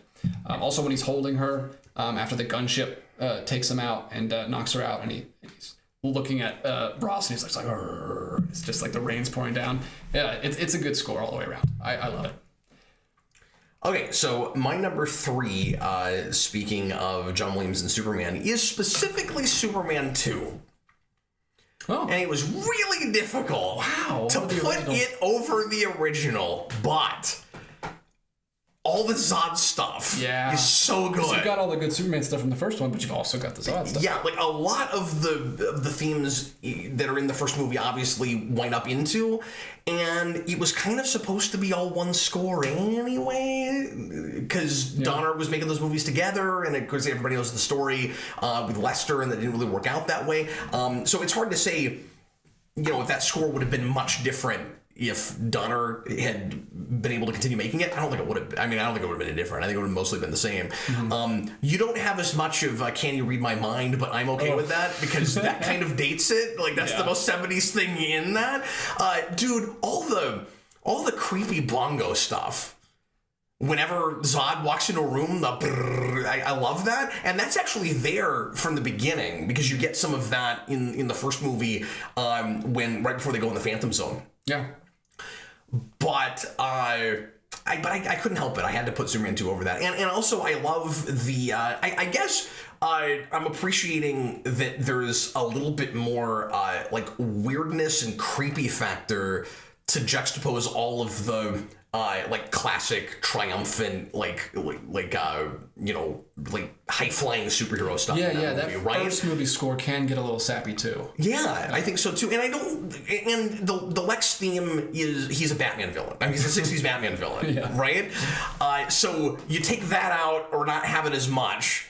And then you bring in the string stuff when the three of them are floating in space, and you get that. It's awesome.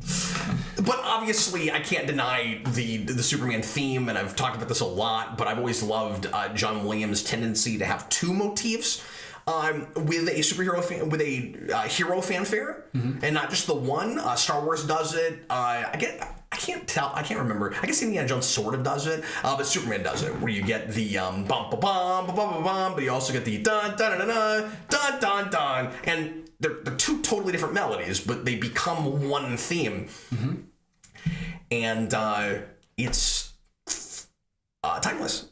And I listen to it quite a bit. And I have that soundtrack on vinyl. And if I was doing this at home, I'd show it to you. It's really cool. I couldn't. That's awesome. I wasn't going to try to get it on the airplane. He brings just a big giant bag. Sorry, I've got my vinyls. I'm doing a very important video. That movie comes out in 1980. And this is so ahead of its time. The record... And I don't know if mine was like a special edition or something. Yeah. The record has the Superman S in lithograph etched into the record itself, like 5 or 6 times. They look like holograms. It's really cool. That's really cool. That's one of my favorite records. Yeah, so Daniverse in the chat says, supposedly William said he could not... and I didn't mention the Krypton stuff, and obviously that has a lot to do with it too, but it was all in the first movie, so I was talking a little bit more about the Zod stuff, just because that's why I picked 2 over 1, but you also get enough of that there too, so, because, well, when they go to the Forces of Solitude, you're hearing it, and you get some of it in the intro, because they get kind of flashbacky at the beginning, within the Lester cut, but anyway, I'm sorry. I was just saying, Daniverse says that Williams supposedly could not work with Lester and instead hired his composer of choice, Ken Thorne, for the sequel. But he did use a lot of, but Casey Mobley says he did use a lot of Williams' themes, though, obviously. I didn't realize that, and I'm glad you mentioned that. Did not do a whole lot of research for this show. No, that's because I'm glad you guys are here. I'm glad we're doing this live. Yeah, we didn't have a chance to do a bunch of reading of things we were already familiar with. I listened to score, and in putting this together is most of what I did. But anyway, I feel like I should have known that. So thanks for mentioning that, because we got to give that guy credit, because he probably put in some of the stuff that I like. Yeah. Into. So it would have sounded different then. Yeah. That's great, and that's why I was glad I was able to get Wonder Woman on here, because I'm not a huge DC person, and I'm glad that I was able to get some DC on here. And my number 2 is a DC film also. Ooh. And I tried to keep it under the hat earlier when you were asking me, because... Oh, did it come up? It's Man of Steel. I freaking love the Man of Steel score. Yeah! I didn't know you liked that score. See, I know you said it earlier, I didn't know you liked it enough to put it real high like that. You're self-conscious because people have told you how much they hate it, but I love it. It wraps you up like you're in an egg, like you're in a cocoon, man. And I coming out of the theater the very first time I had that, like right out the gate, I was like, holy crap. And you didn't even talk about one of the best parts about it that much, but the piano.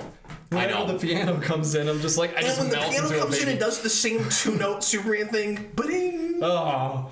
It gets you in the feels, man. I melt into a child every time. Yeah, that's great. You're absolutely right. That is one of the reasons I like that movie so much. Like, I love that movie the first time I saw it. I still like it probably more than most people. I haven't come back to it in a while, but... I wish I hadn't had to do a rewind on it, because I'd still like it a little more than... Yeah. It just all fell apart. Yeah, that sucks. I'm glad I don't do this show. This is my first time. Jonathan Kent, you're from Kansas. You don't stand under an overpass when a tornado is coming. Yeah, but like even with all that stuff, like when it gets into the score parts, like I was talking about with Spider-Verse, the score when he's talking to his kid or when he's talking to his dad or his mom, like he's got beautiful scenes with his mom and his dad in that movie, like the school scene, or that score just comes up and creeps up on me and just makes me want to cry. And the stuff the first time he flies. Oh yes, what's that called? It's huge. Like it's Flight. It's called Flight. It's just called Flight. Yeah. It's like, and it's built so slow, and then he finally flies. Maybe that scene's a little sappy because he learns to fly in like 2 seconds, but I don't care because the score is so good. It is, but the score is really nice there. Yeah, it's one of the places he cracks a smile, so you gotta appreciate it for that. Yeah, that score just gets me. I mean, the string work in that, and then when the electric guitar comes in, it goes. Brrr! Yeah, Look to the Stars, Sent Here for a Reason. Great. Goodbye, My Son. All of those tracks are so. What Are You Going to Do? I love that so much, and I actually am all in on Arcade. I love the electronic stuff. I love the Krypton Fortress of Solitude ship thing. No, I love it too. It's another one of those things where it feels like the music is intruding out into the rest of the movie and becoming sound. Yeah. I don't know how much of what I'm listening to is just in that ship. And how much of it is in like, I imagine when you walk in there, that's more or less what it sounds like. Mm-hmm. Yeah. And then they keep that going in BVS. Even when Lex Luthor walks into the downed Kryptonian ship, it still sounds like that. Almost there's like all these sound effects going off everywhere. It's like their inventing room in Willy Wonka, when as soon as you walk in the room, it's like burr, burr, burr, and it's got all that electronics. Well, I was gonna say all that goes back to like classic science fiction and like in like TOS, where you got all the beeps and boops. Yeah. Or even just ship hum. In like, TNG or something, where there's always a sound on a spaceship. Well, when you listen to, at least in the deluxe edition that I listened to, and we haven't mentioned Junkie XL, Hans Zimmer collabed with Junkie XL on this, and I think they did an amazing job. But Arcade, which is that track where he's... That's a good point, because that's where all the dubstep comes from. Yeah, that's where the digital sound comes from, and I think they work together really well, and I think they've worked together several times, so they must have a good relationship. Yeah.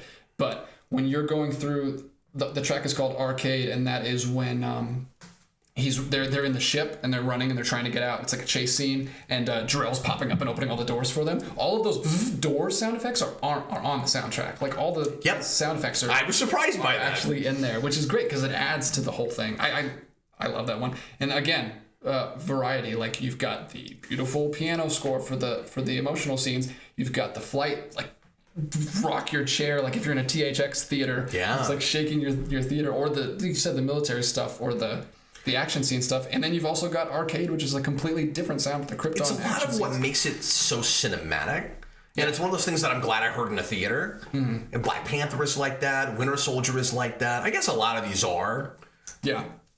Yeah. I love it. That's one I can listen to. That's probably one I can listen to front to back, honestly. Yeah, same here. But and again, it's a little redundant. Yeah. So I've got about 6 or 7 tracks on my playlist that I listen to a lot. There's a lot of long tracks on there, like you said, with kind of big pause areas for dialogue. So I don't listen to the whole thing a lot, but these 7 tracks I listen to all the time. They're great. Yeah, the not deluxe soundtrack is probably pretty listenable front to back. Probably, yeah. There's a little too much of the same on the deluxe soundtrack, but it is nice that all the music is there. Mm-hmm. You know, it's kind of like that with the John Williams episode 1 soundtrack where they did the deluxe version, and there's a lot more music and it's nice to have it, but it gets a little bit redundant. Yeah. Yeah, when that came up so early on your list, I was like, oh, I gotta keep a straight face because I know it's coming up later. But that's the only crossover we had besides Black Panther. See, I wanted to be higher, but then several of these I'm like, they should be higher, and then you're not gonna have a list at that point. Yeah, just everything is at number 3. Just have 6 number 3s. Well, let's go ahead and go to number 2, and now we get to the really obligatory Captain Logan stuff. Everybody knows I'm going to say this. Everybody say it with me. Batman 89. Of course. Danny Elfman has to be there. It's quintessential. What else is there to be said about it? I've talked about it a ton. It is in some ways a culmination of... Well, I want to say this backwards. So he does 89, and then a bunch of stuff after that sounds like 89. So it almost sounds like he was working towards it in time travel going backwards, because there's a lot of Elfman score that kind of sounds like 89, like he's on his way to that, but he got it right in the first place. Yeah. And it'd be nice if he got away from some of those motifs in some other things. But like Darkman, somebody mentioned in the comments there, Daniverse has a good score, but a lot of it is just 89. And so it would have been difficult for me to put that on the list, although I haven't listened to that in a long time, admittedly. Mm-hmm. But it's, it's all the gothic stuff. It's I'm trying to get Man of Steel out of my head now. Like that's what I'm hearing in my head right now. The big track, besides of course the opening and the brilliant how did it even come up with it Batman theme. And also, I should just say, I like the kind of classic, again, somewhat old Hollywood sound of a lot of that movie. And then it gets weird also, because we're dealing with a really kind of odd Batman and trying to make Gotham a strange and uncomfortable place. Mm-hmm. But the big track for me is now it's in my head. The big track for me is right after Batman and Vicky Vale finally get past the city and they're headed toward the house. And you get all that great string stuff that's working the theme in and out, bum, bum, bum, bum. And then they've got the leaves flying everywhere, and the bum, bum, and it's wonderful. It's a huge score.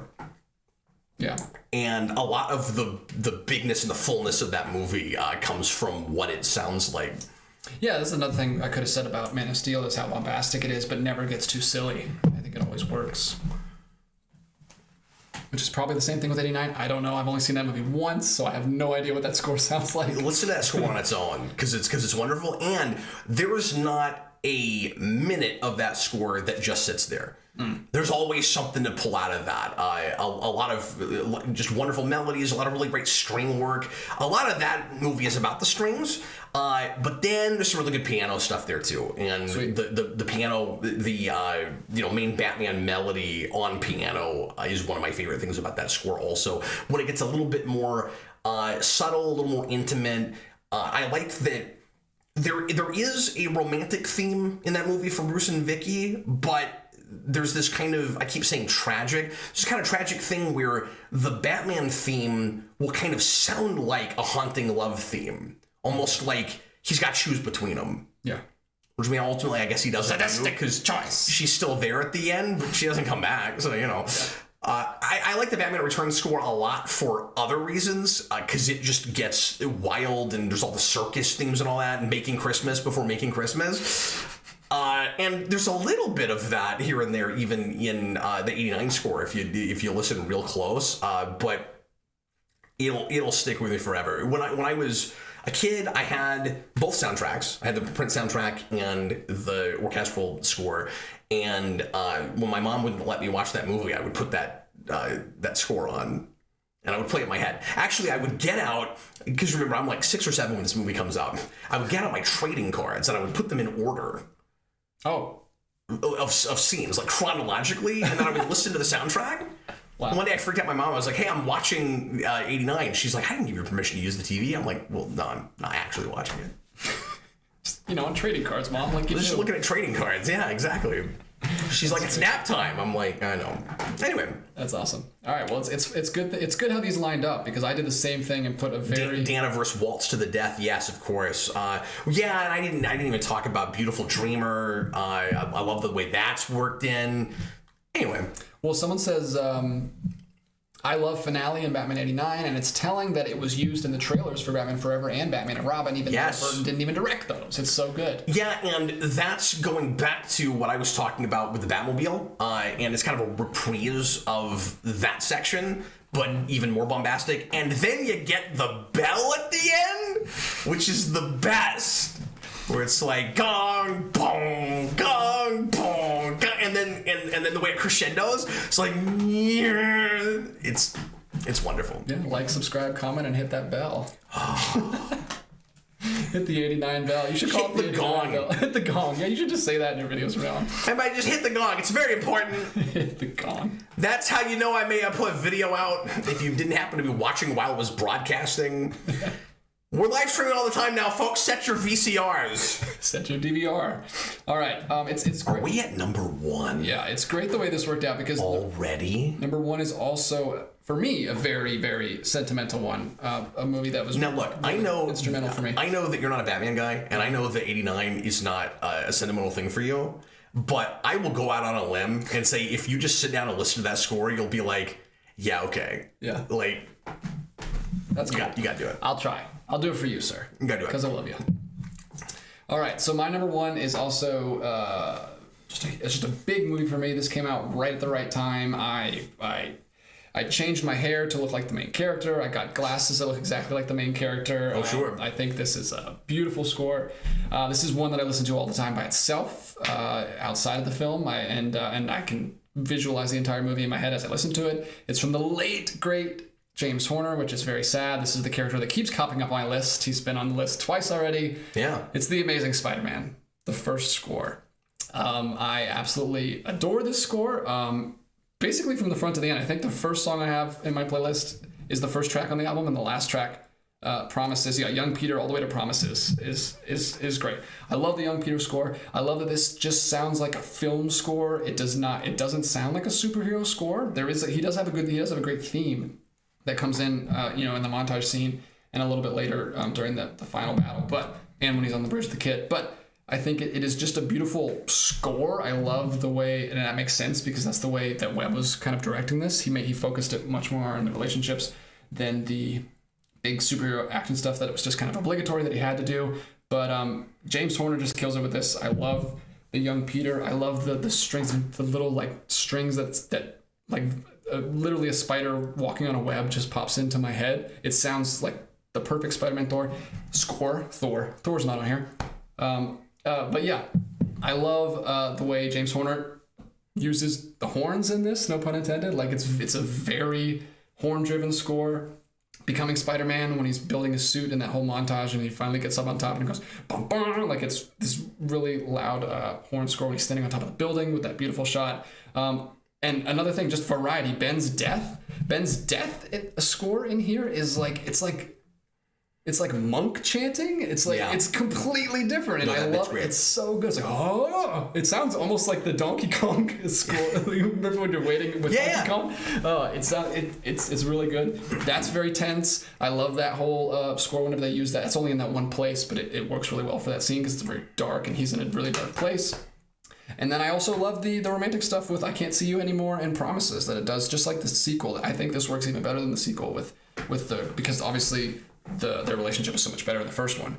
And I think the music just accentuates that. If you haven't listened to it outside of the movie, if you don't love that movie, I highly recommend listening to it by itself because I think it's just one of James Horner's best things that he's worked on. I think it's really great.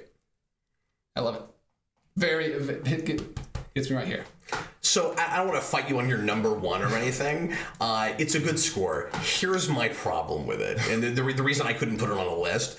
All the bits you talked about are wonderful, particularly the thing with when he's on the bridge with the kid. Mm-hmm. The problem is Wrath of Khan.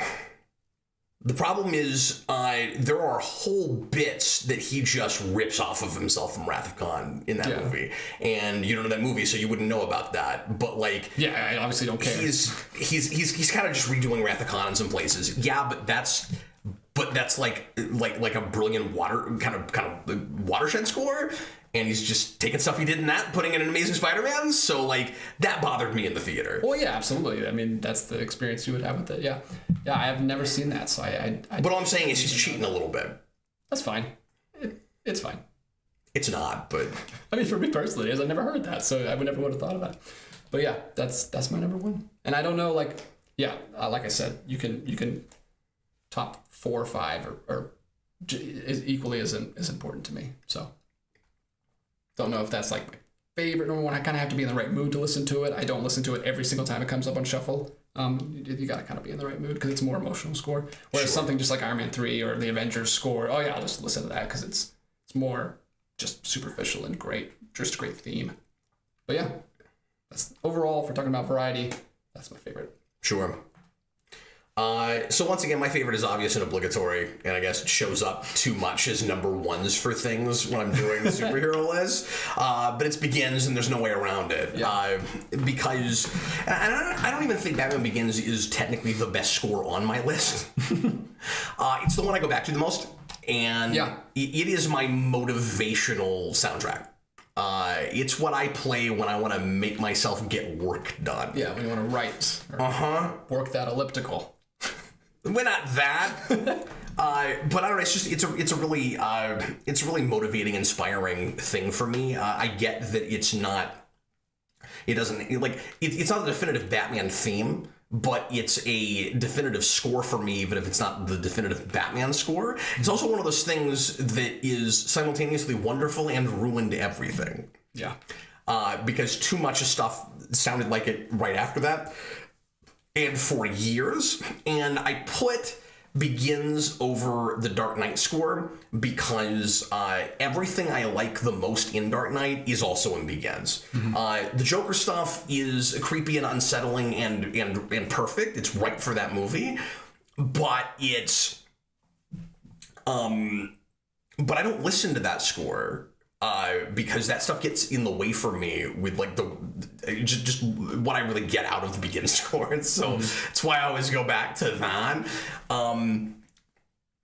But yeah, I mean, another thing I've talked about a lot, I don't know where else to go with this, but it's the thing I can't get away from, and I'm not sure what would ever top it. It's just a thing that I find myself listening to as much of as that. Yeah, you just listen to it so much at this point that it's impossible for anything to catch up, probably.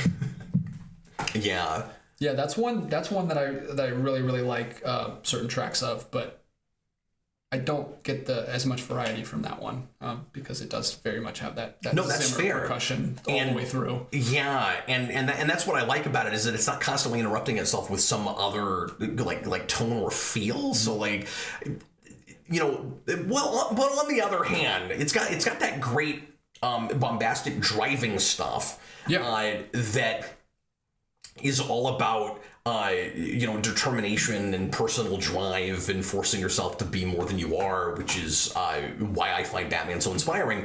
But it's also got the really lush piano stuff. And if you listen to the score on its own, which I haven't done. Really pops out. Well, I have done.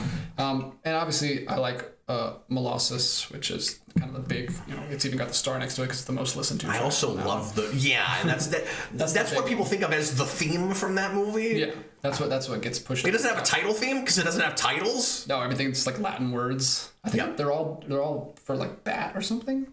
I can't remember, and there's some story behind that. And I love that choice because it's really pretentious. Yeah, it's totally pretentious, but whatever, Hans Zimmer, it's a good score. You can do whatever you want. You have two extremes of this, right? We have the really pretentious titles like that, where it's like, this is a serious movie, it's Latin. And then you have, on the other end, almost every score Giacchino has ever done where all the names have to be freaking puns. Yeah.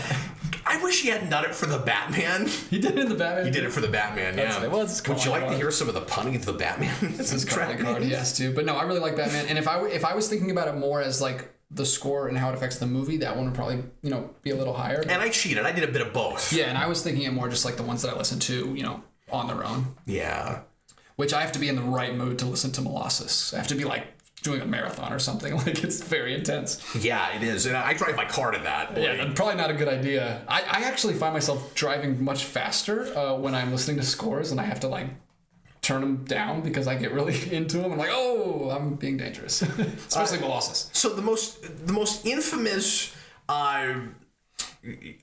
track name that's being punny for me with Giacchino has always been, for the Star Trek 09 score, Nailin' the Kelvin. I don't know why you had to call it that. But here's some from the Batman. Highway to the Anger Zone. Wow. Are you a Kenzie or a Can't-Z? Does he do this? I wonder if his wife just really likes puns and she helps him with these, or someone in his life just like... An imperfect murder. Wow, see that? Yeah, that's a little too cheesy for this movie. Don't do that. All's well that ends farewell.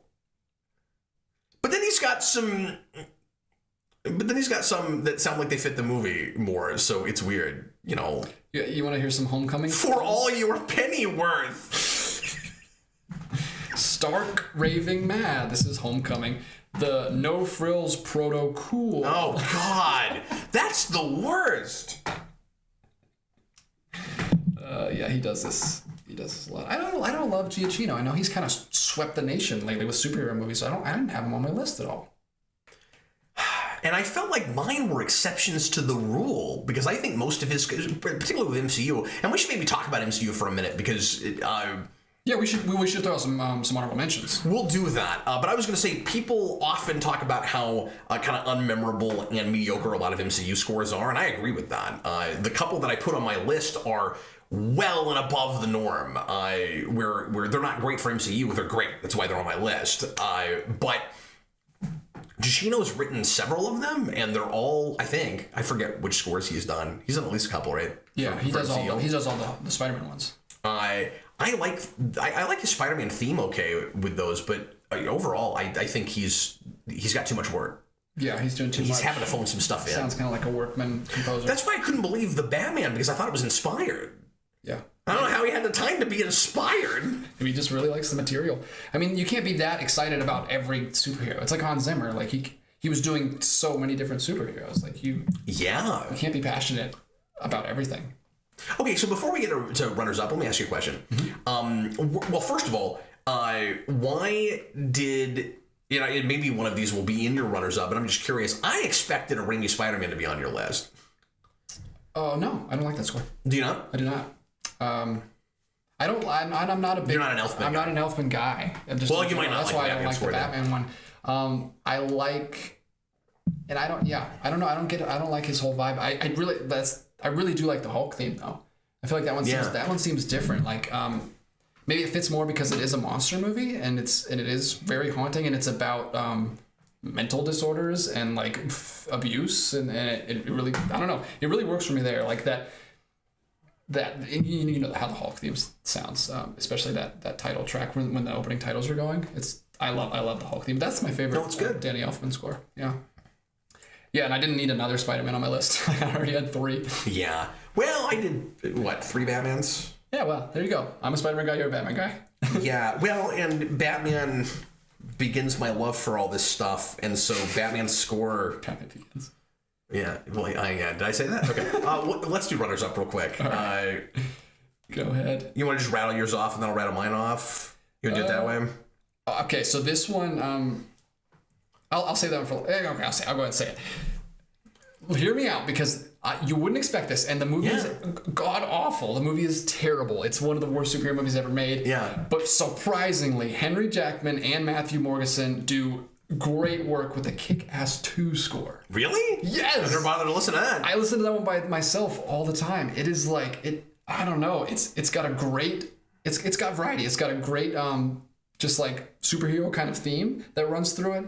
The track "Remembering Colonel Stars and Stripes" is really good. It's got a good bad guys score. The Convenience Store is what that track's called, and it also has there's a senior year track that's just kind of like this poppy like rendition of the main overall superhero theme. That's really fun. It just like takes me back to my high school days. I've listened to the score like a strange amount of times, considering what movie it's associated with. But I don't like the movie at all. No, it's terrible. I have to divorce it completely. But it's just a fun, like, kind of pulpy, kind of like just, it's like, hey, they're superheroes. These are fun. Which doesn't go with the movie at all. It's like he didn't like with the material, so he just made a fun superhero score. That's great, yeah. And I really like it. I was too distracted by all the things that offended me about that movie. This score is one that I used to listen to while I was working, while I was in school. Like I would just play this one. This is one that I could just play all the way through while I was working, and it wasn't too distracting because it wasn't too emotional. But it's just a good time listening to it. It's very strange. Speaking of Kick-Ass 2, Super also has a really good score. I didn't pay that much attention to that either. I don't know why. It's like the composers are like putting all the work into these movies that are not that great. I mean, some people like Super a lot. I don't love it. But you've got the Aftermath and Resolution track at the very end after, spoiler alert, some character dies. That's really good. Finger of God. You probably remember the Finger of God track when he's having that weird vision. Only vaguely. With the tentacle. It's like this crazy orchestral voices. I don't really remember the music in that movie, to be totally fair. Yeah. And Two Perfect Moments, which is it's actually got lyrics, but they play the score in the movie and during the opening, actually at the main menu screen. It's just this like very, and this feels like an indie movie. I love indie movie scores, and we don't get that a lot with superhero movies, obviously. So Super has a good indie movie superhero score. Also, Sky High has a really fun score. That is like a parody, like pulp superhero classic comics. And it has a fair bit of incidental music in it too. It does, yeah. We were singing "Melt with You" all weekend. That got stuck in our head. But yeah, it has a good score. Like it's at least the opening, and then Next Stop Sky High, where they take off on the bus. Like it's just like it's a classic,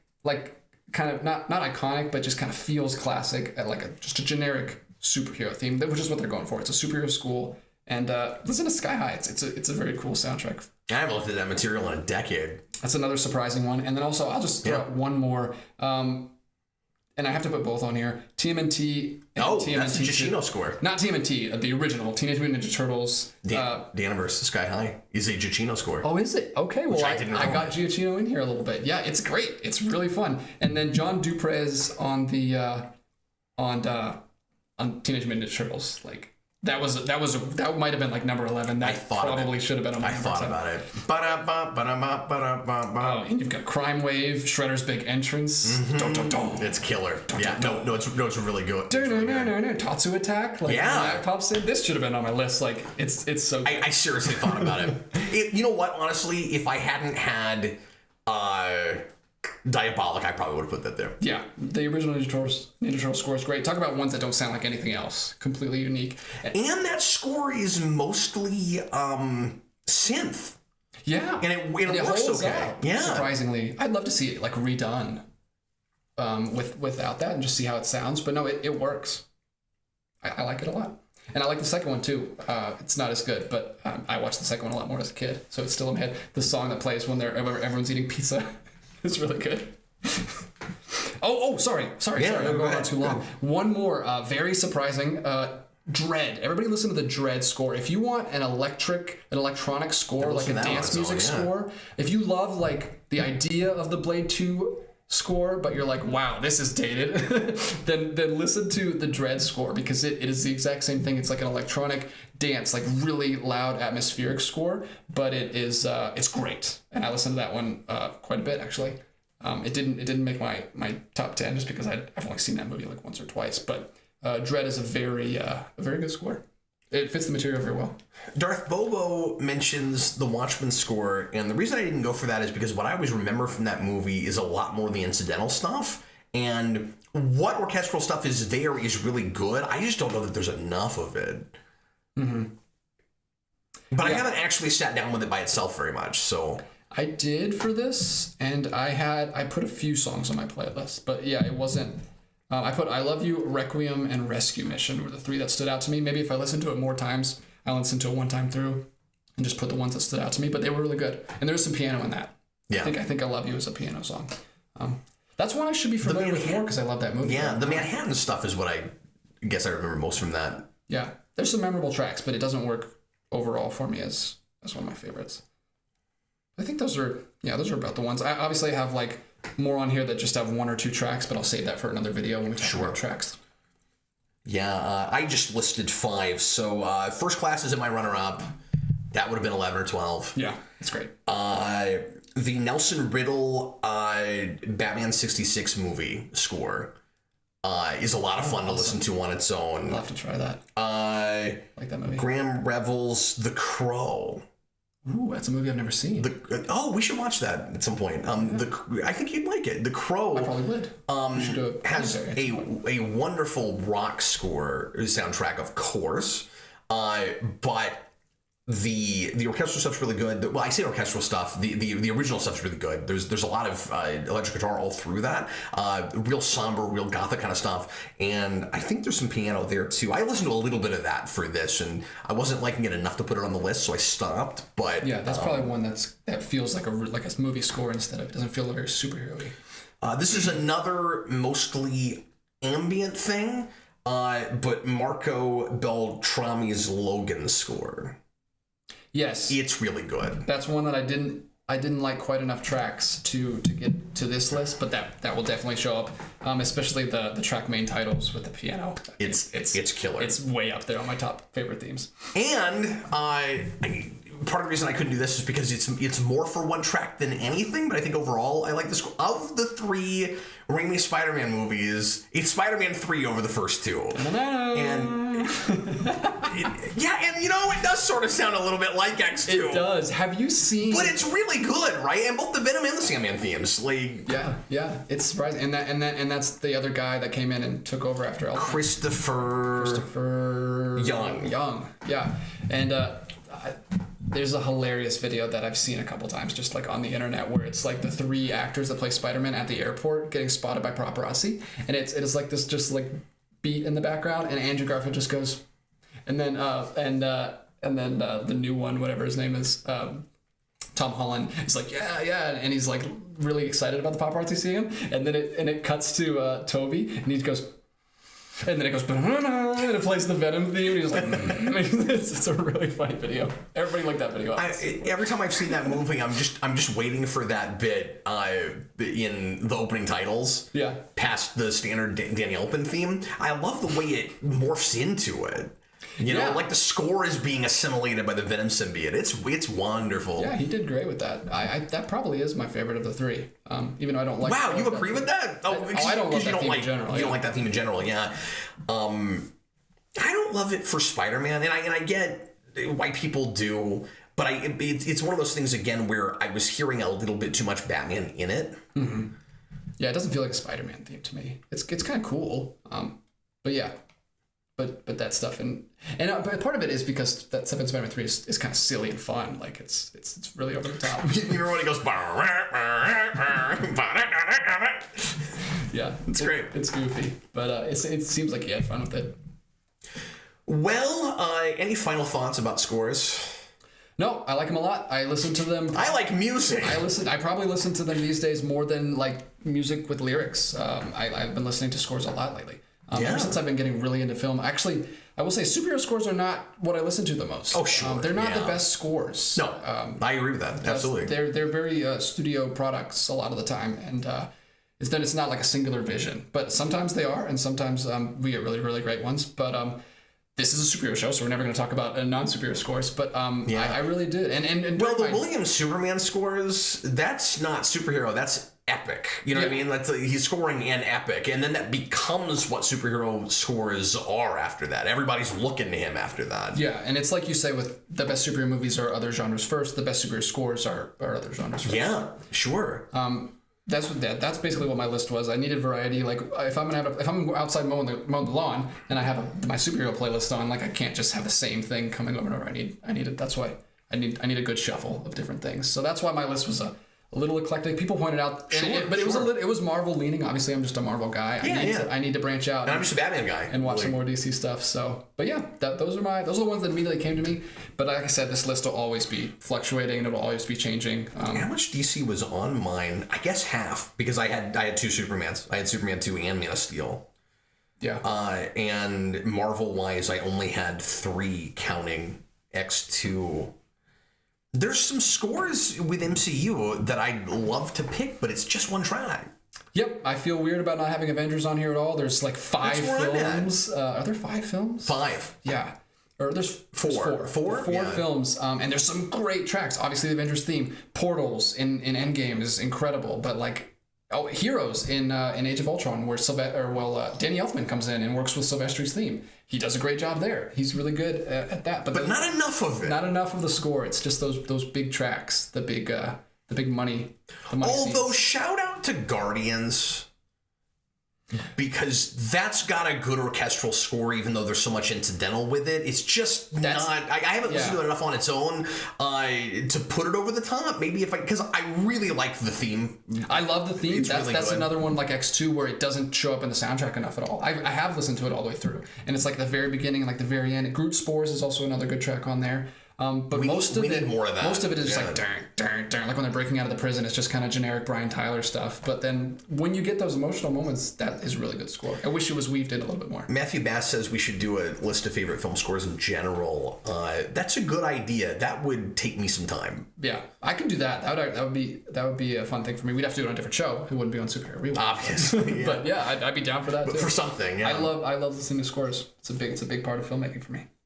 Well, everybody, thanks a lot for watching live, and thanks for tuning in after the fact. If you did that, as always, if you'd like to support Superhero Rewind and Geekvolution at large, you can go to patreon.com/Geekvolution, and at the $10 tier, you can become a Superhero Rewind producer, which lets you hang out with me once a month. I haven't done that yet this month. I need to do that.